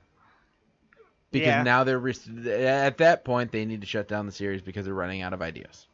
Pretty much. It's going to turn. Because I feel like they're going to run out of ideas before that is not popular anymore.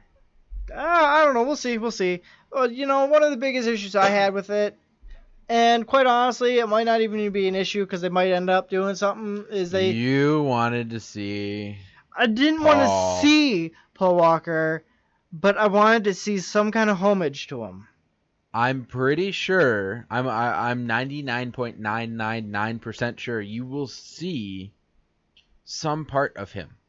I'm pretty sure what it's going to be is a phone call from Dom or someone else to Paul.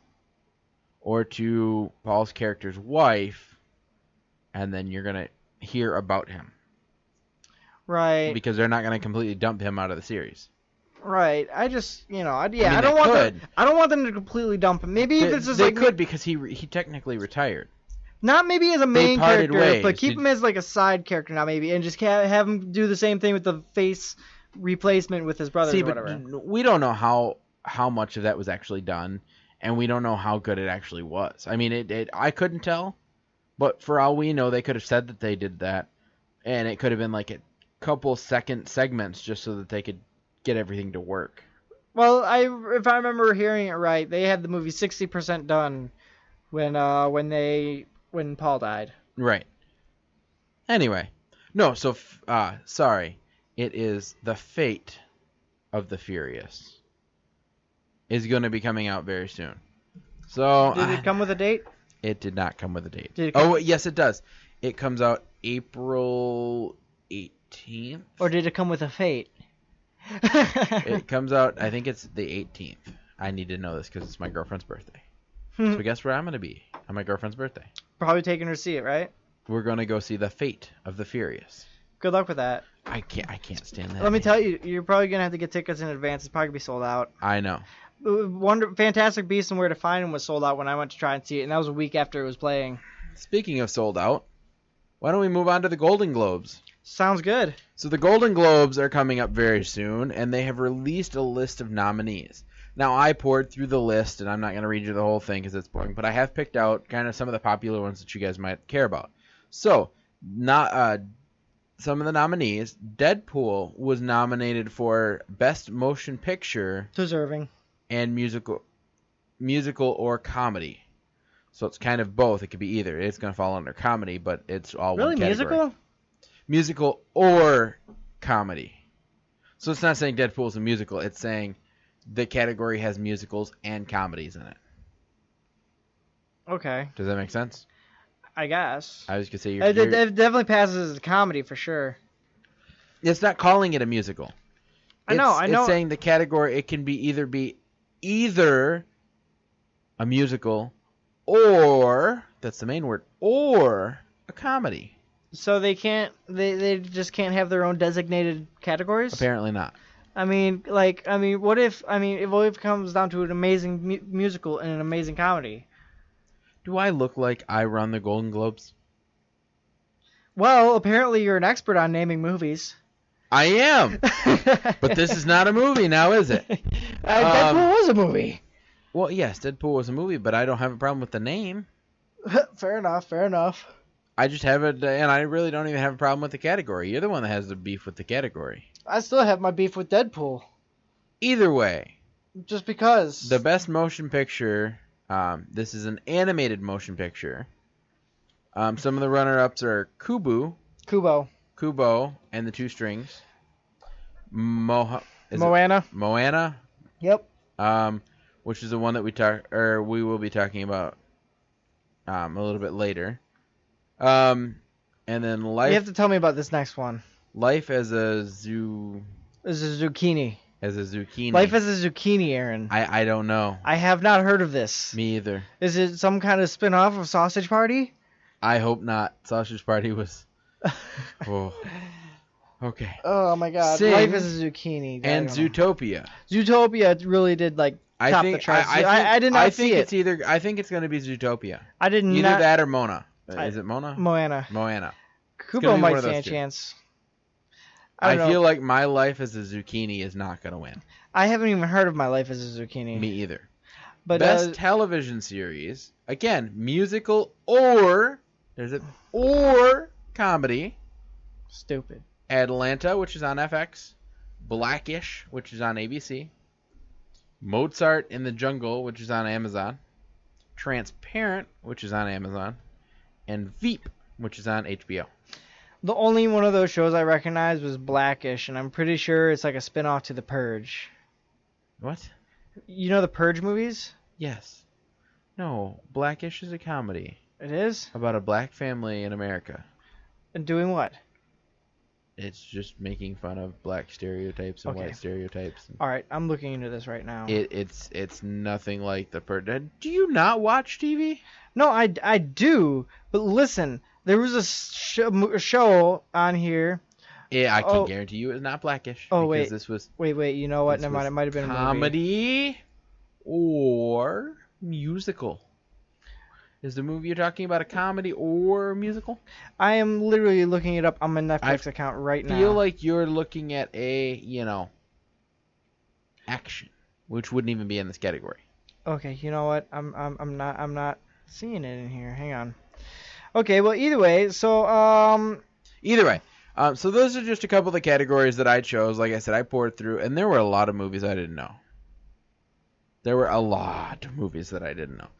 But I wanted you guys to know that the Golden Globes are coming up soon, and kind of what to expect. Now there was one movie. never mind. I found it. It's a movie. It's an hour and a half. It's called Meet the Blacks, and it's about a. And you got that confused with Blackish. Yeah. What am I gonna do with you? I don't know. Anyways, well, the similar names, but Anyway, so there was a one movie that kept popping up, and it was called La La Land. La La Land. La La Land. What's that about? I'm not sure, but it does have. Where's that? It has Emma Stone in it, and Ryan Gosling. Oh yeah, you know what? When I first saw or heard about this, I thought for sure it was a sequel to what's it called? That movie with Steve Carell. Was it Crazy Stupid Love? Yes. Yeah, Crazy Stupid Love. I thought this was for sure a sequel to Crazy Stupid Love, but Well, it's apparently not. It's not though. you don't know what a sequel is, or what certain series are, because you got Blackish confused with. Okay, so whatever. Continue. Okay. Anyway, so I just wanted to let everybody know that the Golden Globes are coming up and what kind of to expect from some of the nominees. So you're not blindsided by, oh, I didn't know they were nominated. Now you do. The full list is on the description below. I didn't want to read it all off because I figured that'd be boring. And there are a lot of movies that I don't know, movies and TV shows. Which, I mean, you've got The Lobster. The Lobster. The Lobster. The Lobster. War Dogs. Florence Foster Jenkins. I think I heard about War Dogs. My Life as a Zucchini. My Life as a Zucchini doesn't make any dang sense. Apparently it's His Life as a Zucchini. But there's just all these kind of random movies. And some of the... La La Land is one that is in almost every category. Almost every category. I've heard a little bit about La La Land, but I haven't heard a lot about it. I mean, I've heard some, but I haven't really seen or heard too much about it, though. But there are a lot of series out now that a lot of people don't know about. So there is that. There is no... At least in this article, there is no date on when the Golden Globes are. I tried to look at it, just says 2017, so it's going to be after the new year. So they may not have picked a specific date yet. But now you know what kind of nominees are going to be there. Right. Now you are informed. I have informed you. I've done my job. Let's move on. Okay. So next, there has been one movie that has spent 3 weeks at number 1. Can you? I can count. Well, the guys who made the Fast and Furious sure can't. Bazinga. Okay. It has spent 3 weeks. And do you know what this movie is? What movie? Is it Moana? I'm asking you, do you know what movie? It's Moana, isn't it? It's Moana. Moana has spent 3 weeks adding $18 million to its already $145 million total. Oh, it's a lot. And you know why it is? Is it because Dwayne The Rock Johnson is in it? It's because Dwayne The Rock Johnson is in it. You know me too well. No, it actually looks like a really good movie. It is on my to-watch list, which is getting longer and longer and longer by the day. So you had a premise for it, right? Yep. Let's hear it. Oh, wait. I had a what? Oh, right. So the movie Moana is about an ancient Polynesian when a terrible curse incurs by Maui reaches an impetuous chieftain's daughter's island. She answers the ocean's call to seek out the demigod to set things right. So it's pretty much an adventure story. Sounds like it. Like all Disney movies. I think I still think it's ridiculous that there's controversy over this movie. But see, it was funny because there was controversy over Dwayne "The Rock" Johnson's character. Big. But it was because of how they animated him. They animated him. I don't want to say chunky. He wasn't chunky. He's built. He's large. Yeah, he was built, which he is. Like if you look, literally, like the waist isn't like. I mean, it's not like The Rock's waist. It's not like itty bitty. But it's like, it's kind of like me. Like if I were to lose a little bit of weight, I would have kind of like that big chest, and not a small midsection, but kind of a normal size. Right. Whereas in The Rock actually has a huge upper half. It's huge. And his waist is not. I mean, it's proportionately a little bit smaller than. But I mean, it's just. But they didn't animate this character like The Rock, so there was some controversy over it. Yeah, but you know what though? People make a big deal out of anything. You know what I saw earlier on Facebook? What did you see earlier on Facebook? It was a picture, and it said to prove that people will argue about anything, here's a stick. And it showed a picture of a stick, and it had lots and lots and lots and lots and lots and lots and lots and lots of comments. You want to know what these comments were? They were arguing about the stick. Some of these people were legitimately, like, seriously arguing about a stick. So it just goes to show, good job, America. You really are a whole bunch of butthurt brats. Hashtag trolls. Yes. So really, and people really... Exactly. But seriously, though, people really will fight about anything. It is so ridiculous. It is so stupid. It is just mind-boggling. It is. Yes. So, really, I mean... And it's time for it to be... Game over. Sounds good. Okay. So, let's hear about this next movie. So, that Moana took number 1. Moana. Number 2 is Office Christmas Party. And it came in a second close. It made $17 million, which is a slow start to its $45 million production budget. So, okay. That's but it came in a close second. I don't know what the Office Christmas Party was about. I saw one commercial for it, and it actually looked good. I would go see it, except that I wouldn't pay to go see it. Is it one of those you're gonna like Redbox it later? I'm probably not even gonna Redbox it. Netflix. Unless we're if it comes on Netflix, maybe. Okay. And then taking up the rear is Fantastic Beasts and Where to Find Them at number 3. I still want to see this movie so bad. Every time I've checked it out, it's sold out, man. Me too.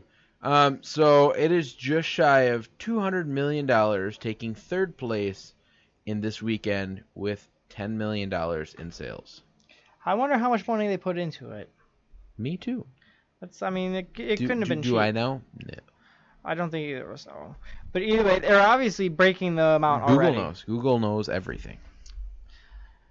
I'm Googling it. Anyway, no. So this is kind of okay, so Moana, I can see that being at the top. Office Christmas Party, I didn't expect that to do, because I really didn't know what it was. And I'm someone who tries to keep up on movies and stuff like that. And some of the major ones that I've been hearing about are Fantastic Beasts and Where to Find Them, and Moana, and Doctor Strange, and things like that. Doctor Strange was still a really good movie. I'd still recommend it. It's a fantastic movie. Is it still in theaters? It is. You still gotta go see it. It's not in IMAX anymore, though, which makes me sad because I wanted to see it in IMAX. Okay, so Fantastic Beasts cost an estimated $330 million to make. And it's made $200 million. So it's still working its way there. So I'm not. It's not going to be. Well, I don't think. let's I don't. hope it just climbs its way up this list. I don't think it's going to be a record breaker, but I still really want to see it. I think people are kind of over the whole Harry Potter. Like, there's a lot of people that aren't. Like, I'm not. I could. It probably isn't making as much just because it's a Harry Potter movie that's not Harry Potter. Right. Although it looks really good. It does. It does. The lead actor looks like he's done a great job. It looks fantastic. The concept behind it looks awesome. The graphics on it look great. It looks fantastic. Let's just hope that it actually looks as fantastic as the trailer. Because, as this has happened before, sometimes the trailers are better than the actual movie. Don't you say that. AKA Ghostbusters. Yeah. Well, Ghostbusters didn't even look good in the trailers. It looked a little bit good in the trailer. It looked maybe a little better. The only thing that made Ghostbusters a good movie was the cameos. Yeah, and weren't the cameos not even the original characters? No, the cameos weren't the original characters, but they were at least the original actors. Well, that's the point of a cameo. I know. The point of a cameo is the original actor, but they weren't the original character, which is But stupid. a cameo wouldn't be the original character. It would be different. It's kind of like an Easter egg. Only the people who have seen the original Ghostbusters know that those are the original Ghostbusters. So therefore, it's more of an Easter egg than it is a cameo. But a cameo wouldn't, like, if they were themselves, it wouldn't be a cameo. That would just be in the third Ghostbusters movie. That, I don't know. There's no... Although, I still say, to this day, that what they should have done is one of the girls was the daughter of the actor that passed away. His character. Like the daughter in the movie, or the daughter, like the actress The in real daughter life? in the movie. Okay. All right. So, I'm trying to remember what... Hold on. I'm trying to remember what the characters' names were for Ghostbusters. I don't know. Really, there's nothing that'll make that movie worth it, though. I'm probably not even going to bother to watch it at any point. You need to listen to my concept. Just give me a second. I'm listening to your concept. I'm just not buying it. It's just... I'm not even done. Well, good.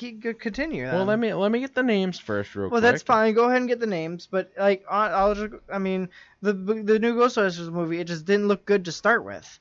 And, I mean, granted, it had some good actresses in it, don't get me wrong. But, no. You shouldn't have made it. Okay. The movie was lost. Bill Murray played Dr. Peter Venkman in the original. Dan Aykroyd played Ray Santes. Sigourney Weaver played Dana Barrett. Yep. There is no Dana, only Harold Ramis is the one that I was talking to. He played Dr. Egon Spengler. Mm-hmm. So, my concept for the movie I think it should have been, okay, so Dr. Egon, Egon should have passed away like the actor did, okay? Mm-hmm. And one of the characters, or one of the actresses, like the characters from the new movie, was his granddaughter, or his daughter. Oh. Cleaning out his house. Really? And find some of the Ghostbusters plans and maybe some of the equipment, kind of the remnants of what used to be the Ghostbusters. So she's the one who initiated it. Well, she finds the stuff. Because then it would tie in, okay, here's this long history with the Ghostbusters. Maybe they could tie in a way to make it kind of tell the story about how the Ghostbusters kind of got rid of all the ghosts and trapped them. Mm-hmm. And then they were accidentally freed when some construction workers or someone was trying to tear down the very fire hall. Right. Or like she'll find the deed to the fire hall and accidentally let him out. You know, like kind of like he has been kind of living this for a while, this kind of secret life because, you know, after the Ghostbusters disappeared, you know, he kept on, he still paid for the firehouse to be there, so that way the ghost wouldn't be released. But what I'm saying is she'll stumble upon this after he passes away. Right. Which would make his character still valid. And then maybe she hunts down Peter Venkman, or Bill Murray, and Ray, Dan Aykroyd, and maybe Sigourney Weaver, like kind of hunt down their characters to help them get rid of the ghosts. Now, I remember the actors who came back, they were not their original characters. Yes, they were not their original characters, no. I'm saying they should have been. Yes. They should have been. But they weren't. But they should have been. Do you see the concept that I'm talking about now? Yes. How cool would that have been? It would have been cool. Would have been. Wasn't. Was not cool. Wasn't worth it. They shouldn't have made the movie. Garbage. It was good only because of the cameos. The cameos weren't even good because they weren't the original characters. It doesn't matter if they're the original characters. The cameos were good. It does matter. So Bill Murray was Martin Hess. Who? Martin Hess. Okay. He was a side character. Don't even know who that. I'm pretty sure he was a cab driver. It was either him, cab driver, or well, the whole point of the cameo is to have the original actor playing a different role, because then they. It doesn't have to be a different role. Yes, it does. In order for it to be a cameo, yes, it does. No, it doesn't. They would be a main character if they were not, if they were their character, it would be a main character. A cameo is a small appearance By the original actor. I'm done talking about this. The movie's horrible. Dan it's garbage. Dan Aykroyd played the cabbie. Okay. And then the guy who played Ernie Hudson played Uncle Bill. So Ernie Hudson was also one of the original Ghostbusters. Okay. He was the fourth member. Okay? Harold Ramis, there was actually a bust of him, like a bust of his face, in one of the offices, if you paid attention. And then at the end of the movie, they said, in honor of Harold Ramis and all that. But, okay, so you have, where'd he go? You have Ernie Hudson as Uncle Bill. He is the uncle to the main character, played by, if I can find her, Leslie Jones, or Patty in the movie. Okay. So she got the hearse from her uncle who ran a funeral home. Right. Ergo, one of the original actors. Right. And then there's a scene at the end where he's like, I need my hearse back, and it got sucked into a portal at some point during the movie. Oh, nice. And she's like, so he's freaking out. He's like, I need my hearse.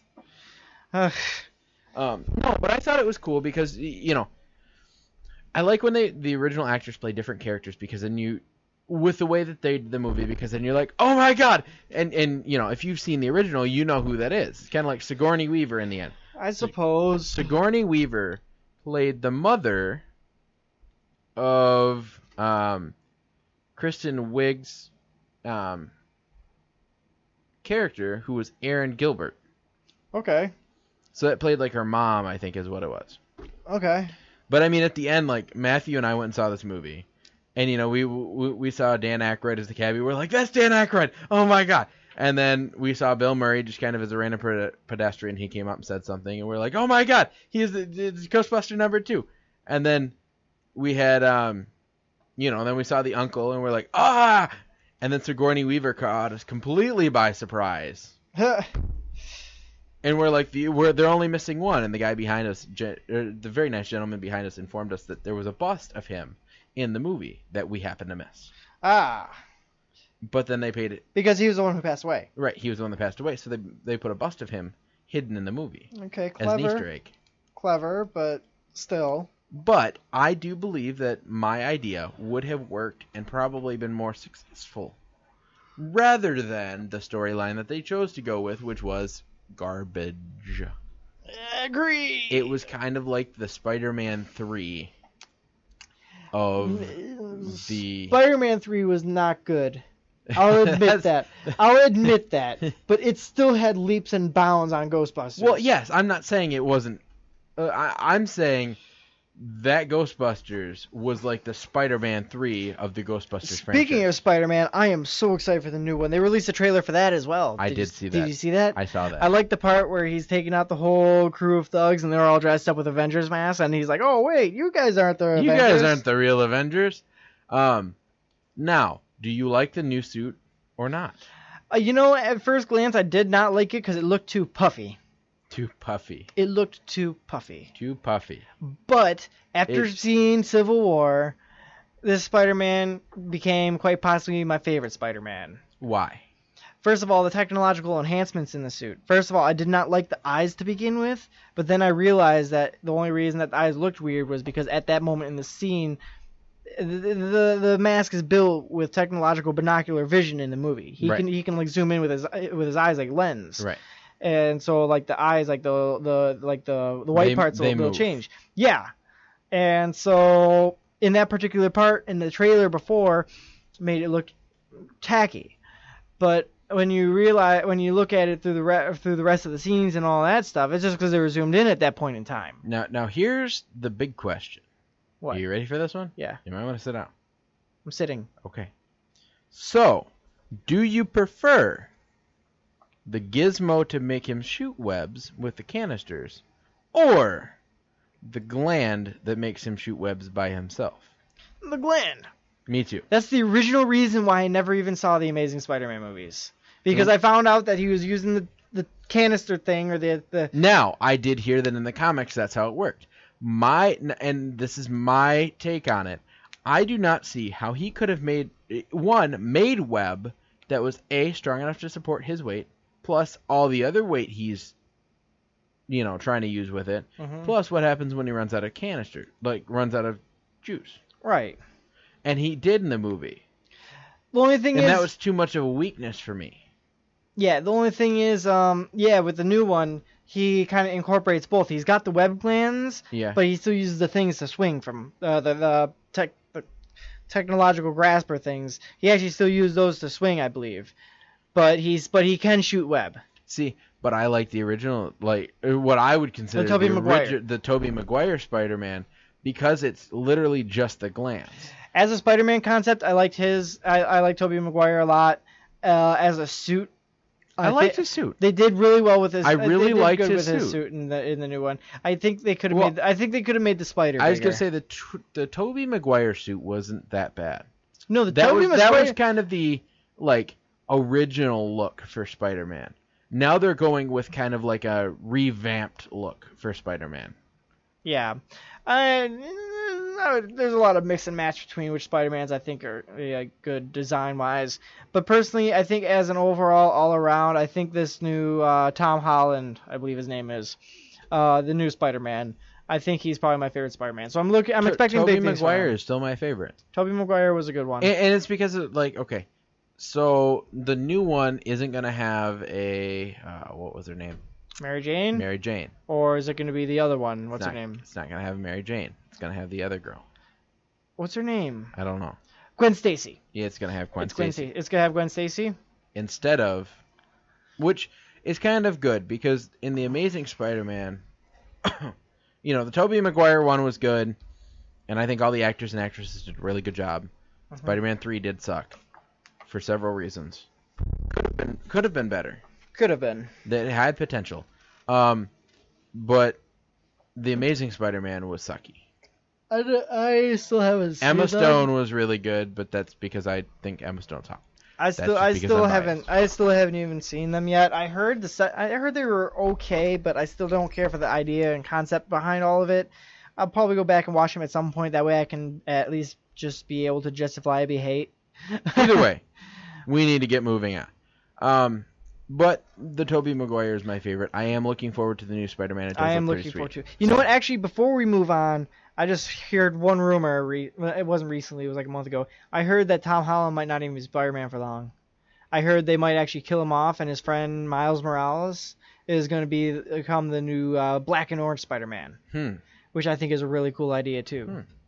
But I don't know. It remains to be seen. That's all I had to say. I'm not sure. It's just rumor.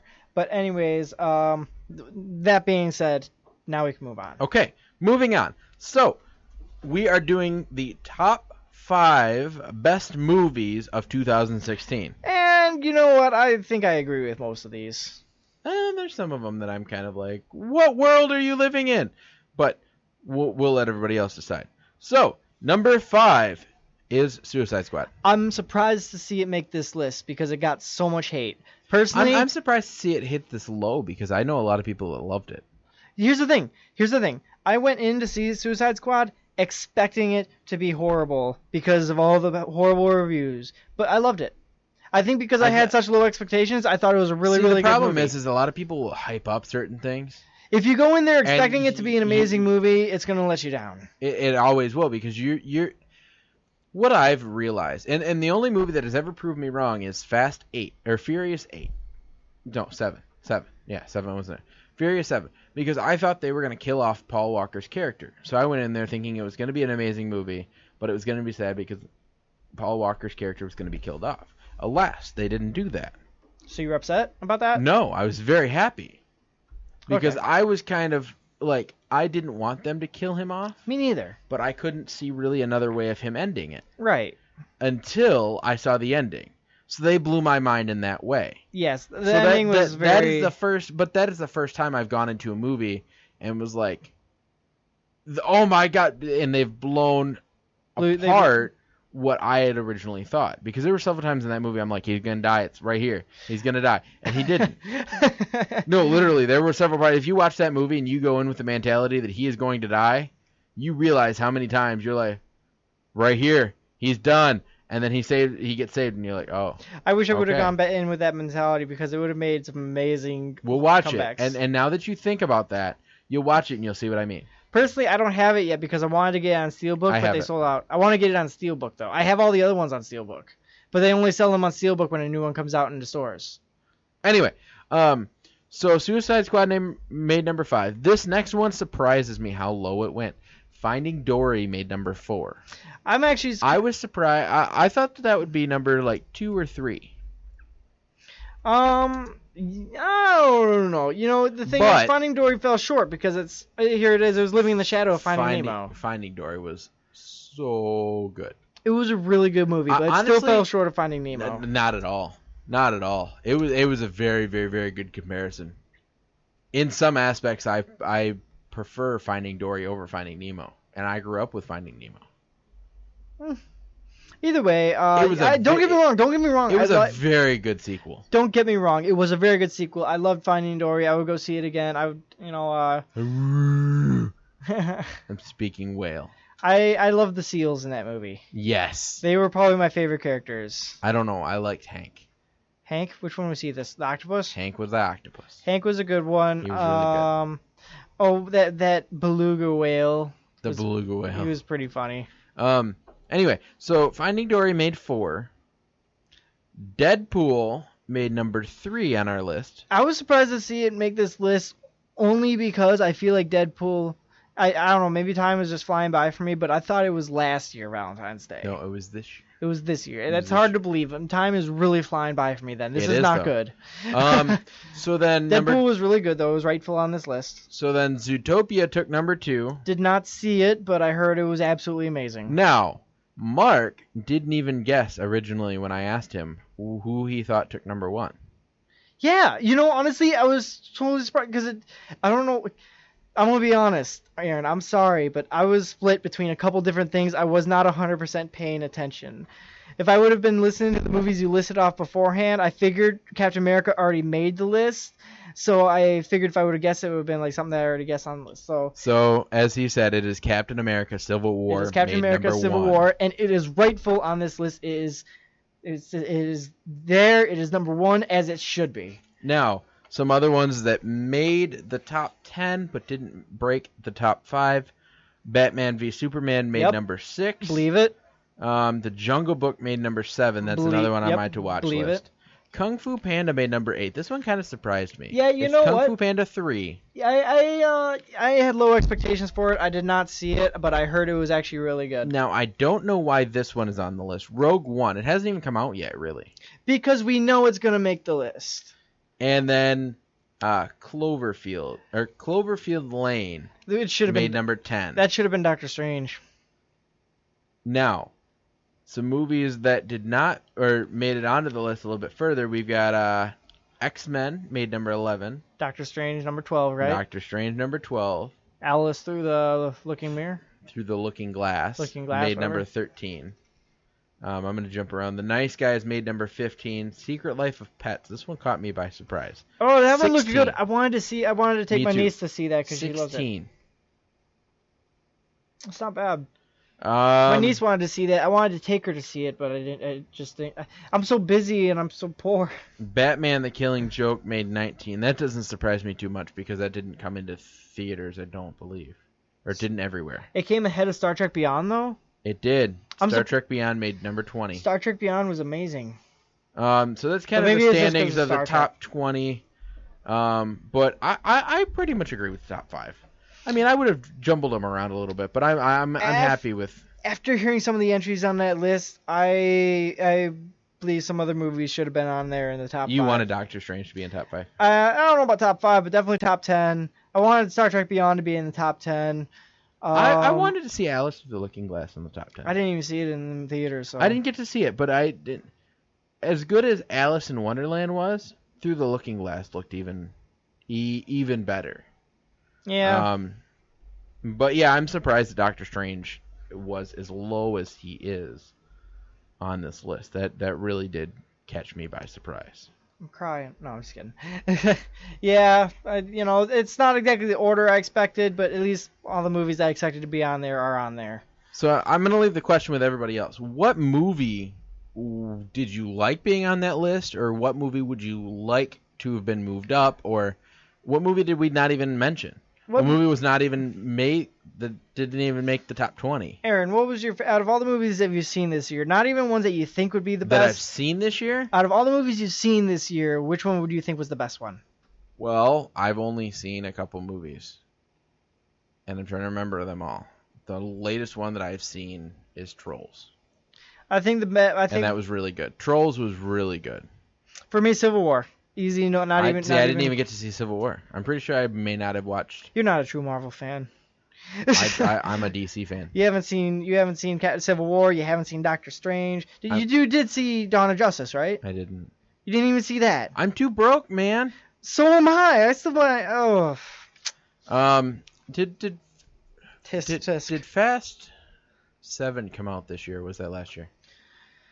Man, I don't know. Time is going by so fast. I thought Deadpool was last Valentine's. Oh, sorry. Deadpool. Deadpool would be my top. That was really good. I forgot I saw this year. Deadpool. In theaters, I've only seen Trolls. And that was really good. You've only seen Trolls in theaters? Yes. This year. All right. It was really good, though. It actually... Trolls, for the one movie that you've seen in theaters, Trolls is really disgraceful good. As that one thing you've seen in really theaters. Good. It was really good. I really think you would enjoy it. If you were going to see one movie this year, it should have been Civil War. You're probably thinking about it like, oh, it's going to be like another Frozen. They're going to have all their own music and stuff like that. No. They only had a couple songs that were their own. They had a lot of popular songs that are out right now, including some Justin Timberlake songs, because he played one of the main characters. You're not selling me anymore on it. I'm just saying, it was a really good movie. I mean, maybe like someday when I have kids and I come buy it for like $4 on a shelf, maybe I'll be like, oh, maybe my kids will like it. Or you're going to come over here one day and watch Trolls with me. I will have to be drinking. I would be okay with that. Okay. And moving on. So our final topic of the day. Well, not really final. No. We'll do Star Trek, and then if we have time, we'll come back to Katie's. Okay. I don't know if she's going to be able to make it. She had a little bit of an incident. Anyway. Hopefully she's okay. So, continue on with what could possibly be our last topic of the day, depending on how long it takes. Well, I thought this was kind of interesting. This is a topic I threw in kind of last minute, so forgive me. But he was writing it as the show was starting. You know what? I had to make up for the lost time because we weren't sure what was going to happen. So, and you know what? Turns out it's a good thing I put it in here. So, Star Trek... you really didn't have to. We could have just went right to Katie's story. Star Trek is returning to television next year with Star Trek Discovery, thanks to CBS showrunner Brian Fuller. Also, he's worked with, like, American Gods. Yep.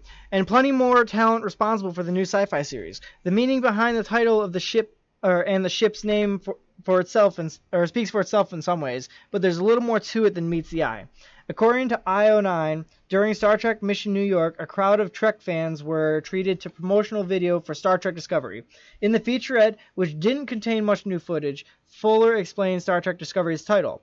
The ship is called the Discovery for a few reasons, not the least of which is Stanley Kubrick's contribution to the Discovery 1 in 2001, A Space Odyssey, but NASA's vessel, the Discovery, and also a sense of discovery. What the word discovery means for Star Trek audience who have been promised a future by Gene Roddenberry, where we come together as a planet and seek new worlds and new alien races to explore and understand and collaborate with. This new crew will seek new worlds and new alien races a decade before Captain Kirk Captain James Kirk's 5-year mission. And Wait. So this is a prequel. This is, yeah. Why? What is up with Hollywood and prequels? Why can't this take place after? Because sometimes you can make a beautiful prequel, and sometimes to make a better movie, you have to go back. Name one beautiful prequel that you have seen. My point exactly. Listen. No, I'm not going to listen. I know I'm on topic here. I don't have time to think about such things. Uh-huh. When I come up with a good prequel, I will let you know. How about I tell you a whole bunch of horrible ones? Star Wars. The effects were good. The story was crap, but the effects were good. Either which. Best lightsaber fights in those movies. So, that does not matter. The prequels sucked in comparison with the originals. Let me think. I can't even think of any prequels right now, dude. The Star Wars are the only prequels I can think of, but there are prequels out there that are good. No, there's not. Anyways, this new crew will seek new worlds and new alien races a decade before Captain Kirk's 5-year mission, and Fuller intends on focusing more on the crew this time, less than the captain. There have been 6 series, all from the captain's perspective, and it felt like for this new iteration of Star Trek, we need to look at a life on a Starfleet vessel from a new perspective. Fuller has stated that before making Discovery more of an ensemble story would give the writers a richer context to have different types of stories, and following crew members often found in supporting roles could bring a fresh perspective to Star Trek. The captain is still a pivotal role, of course, but less so this time. So, like I said, it's going to be a totally different crew because, first of all, it's not the Enterprise. Second of all, it's like 10 years before the Enterprise was even a thing. By the way, in case you didn't know, they have a drone version of the Enterprise. Shut your mouth. Dang it, Aaron, I already put the Millennium Falcon drone on my Christmas list. Did you? I did, and I might actually be getting it. I was thinking about buying it. How about we go halfsies? How much is it? I'm Googling this right now. It depends. I saw some for like 40 and I saw some for like 100. Enterprise. I do know that the guys on the show drone bought the Enterprise. Okay, shopping. And it's actually kind of cool because you know how the front of it's like a giant disc? Yep, that's the fan? That's the fan. Okay, all right. I'm looking at these pictures, and is it just as awesome as you thought it would be?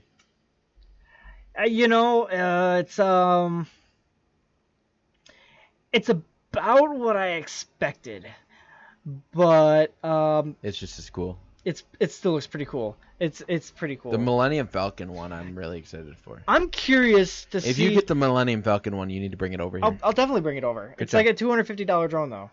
So, but anyways, the thing with this one or with the Enterprise, don't get me wrong, it looks cool, but it looks body heavy. Here it is. It's not body heavy. You have the blade, the propellers that are in the ship's bridge, the disc bridge. And then you got the body of it, and unless that body is light as I think it is. I think it is really light. It's got to be like super light, like lighter than a car key. Either that, or there's like fins on it to make it turn. How sweet would that? Because you can turn it. I don't know how. I didn't see them fly it. I just saw that it came in. That would be kind of cool. After the show, we'll watch videos on how it works. Yes, definitely. We're gonna have to watch videos. Maybe we'll post one. We'll post one. We might post one. But either way, so I'm looking forward to this series. Now I'm going to have to look into this drone. Thanks, Aaron. You're welcome. I don't even have money to buy my own drone in the first place. You're welcome. The only reason the Millennium Falcon was on there was because I wanted a drone, and Millennium Falcon is awesome. So thank you. You're welcome. Anyways, Dad, if you're listening, you should check out this show and possibly this drone. Maybe I'll get it for you next year for Christmas. Anyways, so I love you, Dad. I saw you called earlier, so I'll call you back later. But anyways, so that, that's kind of what this new Star Trek series is going to be. Personally, I'm looking forward to it. I'm kind of tired of all the series. Shut your mouth. I'm going to watch it. I haven't even watched the originals yet. There's a lot of originals, though. It's kind of like Stargate. Stargate, there was like 5. You have to have a deep love for the concept, which you lack. I don't. Which you lack. I do like... People know that I love this stuff. I do like Star Trek. I used to watch it with my dad. Fair enough. But... I feel like there are too many. You feel like. Oh, or there was just enough. This is going to make it too many. Either way, we got about 5 to 10 minutes left, so let's go back and cover Katie's story real quick because Oh. I for one like alcoholic beverages. Okay. Well, it's coffee. Anyway, so 15 coffee cocktails that will help you survive a cold misery of winter. Some of these have alcohol. So- in it. I'm pretty sure they do. Number 1 is actually I'm gonna go in opposite order because I like doing that. Number 15, espresso Martinis. martinis. Serve this after dinner to make the night longer. Recipe found at A Beautiful Mess. Now this sounds good. I'm gonna have to check out. I'm gonna save this link, Aaron, and I'm gonna try every one of these, and I will tell you how Yes, they you are. are. You're gonna do it all in one night. I don't know about all in one night, but maybe we'll do some of them over here one night. I'd be good with that. There we go. You can show me trolls, and we'll try some of these. Okay, so All that's right. a good one. So that's one. What's another one? Actually, let's start with one because then I can tell you kind of what's in it. What was the Okay. first one? The spiced eggnog coffee. Okay, so the spiced eggnog coffee. Don't spend recipes. too much time on them because we don't have a lot of time left. Right. Anyway. It sounds about right. It's They probably- are all in the link. If you go in, it'll show you the picture, and then you click on it. We'll have to put this link up. We should. But anyways, so there's spiced eggnog coffee, which I'm assuming is probably, eggnog with nutmeg, and it's probably spiced with a little bit of spiced rum, I'd expect, and mixed in with coffee. I'm not sure. Now you ready? That's what I would expect. Here's number 2. Java Royale shots. Okay, that's for sure got Crown Royale in it. It has to. And it's probably like Java coffee or something, which sounds... Number 3 is mint mocha coffee. That sounds really That sounds delish. good. Now, did you say delish? Delish. Now, Turtle Ice Joe. I love some of these names. Some of the names are just great. Yep, favorite ice cream flavor, spiked with your favorite cup of Joe recipe. Or Joe, yeah, recipe at, never mind. Yeah, Is it from Joe Mama? Joe Mama! Oh, that'd be great. Anyway, so that one has no alcohol, but sounds really good. Roasted marshmallow coffee and cocktail shake. I'm not a huge fan of marshmallow. That's a really long name. Yep. I am a huge fan. Oh, here we go. Spiked Thai iced latte. So it's Thai. spiked, so it's got alcohol. Thai. in it. Spiked Thai iced latte. There you go. So it's gonna be cold. Personally, I'm not a huge fan of iced lattes. But you know what? I don't know. I'll try anything twice. Why, in case the first time's a fluke? Exactly. I learned that from you, Aaron. Well, not from me. I from learned one it of my through you friends. from your friend. But it is Or a from your thi- friend through you. Yes. It is a thing. It is a thing. Okay, so what's this next one we got here? Why don't you read it? Baby Guinness Jello shots. It's coffee-infused version with an Irish classic recipe, and I'm assuming it's got gelatin mixed with it, so you can make Jello shots out of it. Shut. Yeah, pretty much. So it would be like a coffee Jello shot. It sounds a little bit strange to say the least, but Does it sound Doctor Strange? don't think of it as a Jello shot. Think of it more like a pudding shot, and it will Okay. sound much better. So it's Okay. really more like a baby Guinness pudding shot. Okay, here you go. You ready? Caramel coffee toddy. Toddy. Toddy. Power to make your brain and your sweet tooth happy. I would try this. I would so far. I think the next one's my favorite name. Drunken pumpkin spice latte. Drunken pumpkin. Jenna would love this. I'm gonna have to show this list to Jenna. We've also got the chocolate vodka espresso, Yes. coconut white Russian. White Russian is actually pretty good. Coconut, Yeah, I'd probably do the White Russian, but not the coconut. Now here's one of my favorites. Traditional Irish coffee. Irish cream is really good. It is really, really The good. Bailey Irish cream is really good. Oh my God! Don't get me started. You ever drink Bailey's from an old shoe? No, You don't get the reference. I know. It's okay. Anyway, Oh, Greg. Mexican coffee is the next. Mexican coffee is something that I've always been interested in trying. And then last but not least, because we already read the bottom one, it is Bailey's cinnamon and spice. I love Bailey's, so I would try this. What cheese is to food, Bailey's is to cocktails. Just makes everything better. I agree with this We as should long as it's quote like a. that. I should get that and put it on the wall. That sounds like a good quote. What cheese is to food, Bailey's is to cocktails. Just Yes. makes everything better. Maybe, yeah, but I really do love Bailey's, and it's a great. You know what I do sometimes? What do you do sometimes? Get coffee ice cream Coffee ice cream. and blend it with Bailey's. How does that work? So it's literally like a Bailey's coffee shake. A Bailey's coffee shake. Yes, it's essentially like the yeah, it's It's a coffee shake, except it's got Bailey's in it. You kind of like a mudslide. That's very specific. It's a coffee shake, but it's got Bailey's. Bailey's. You can't go wrong with Bailey's, people. Bailey's is great. I think you can sometimes, a little bit. Okay, yeah, I mean, as long as you're sticking with like sweet, like either chocolatey or coffee-y beverages, Bailey's is a very good option.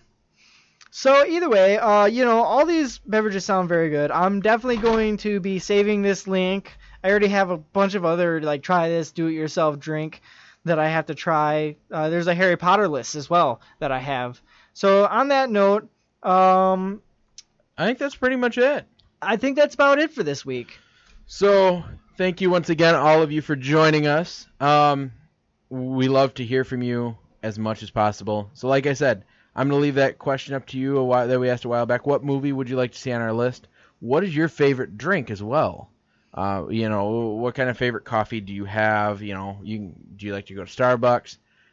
You can just throw all this information. I mean, you can answer it all. You can answer one. Throw us your whatever favorites. You want. Just throw it all on our Facebook page, Topic Talks, on Facebook.com. And I think that's pretty much it. Yeah, Can you think of anything else? No, I think that's about it. I guess with that, I'm Mark Wilson. I'm Aaron Klingsmith. Signing off.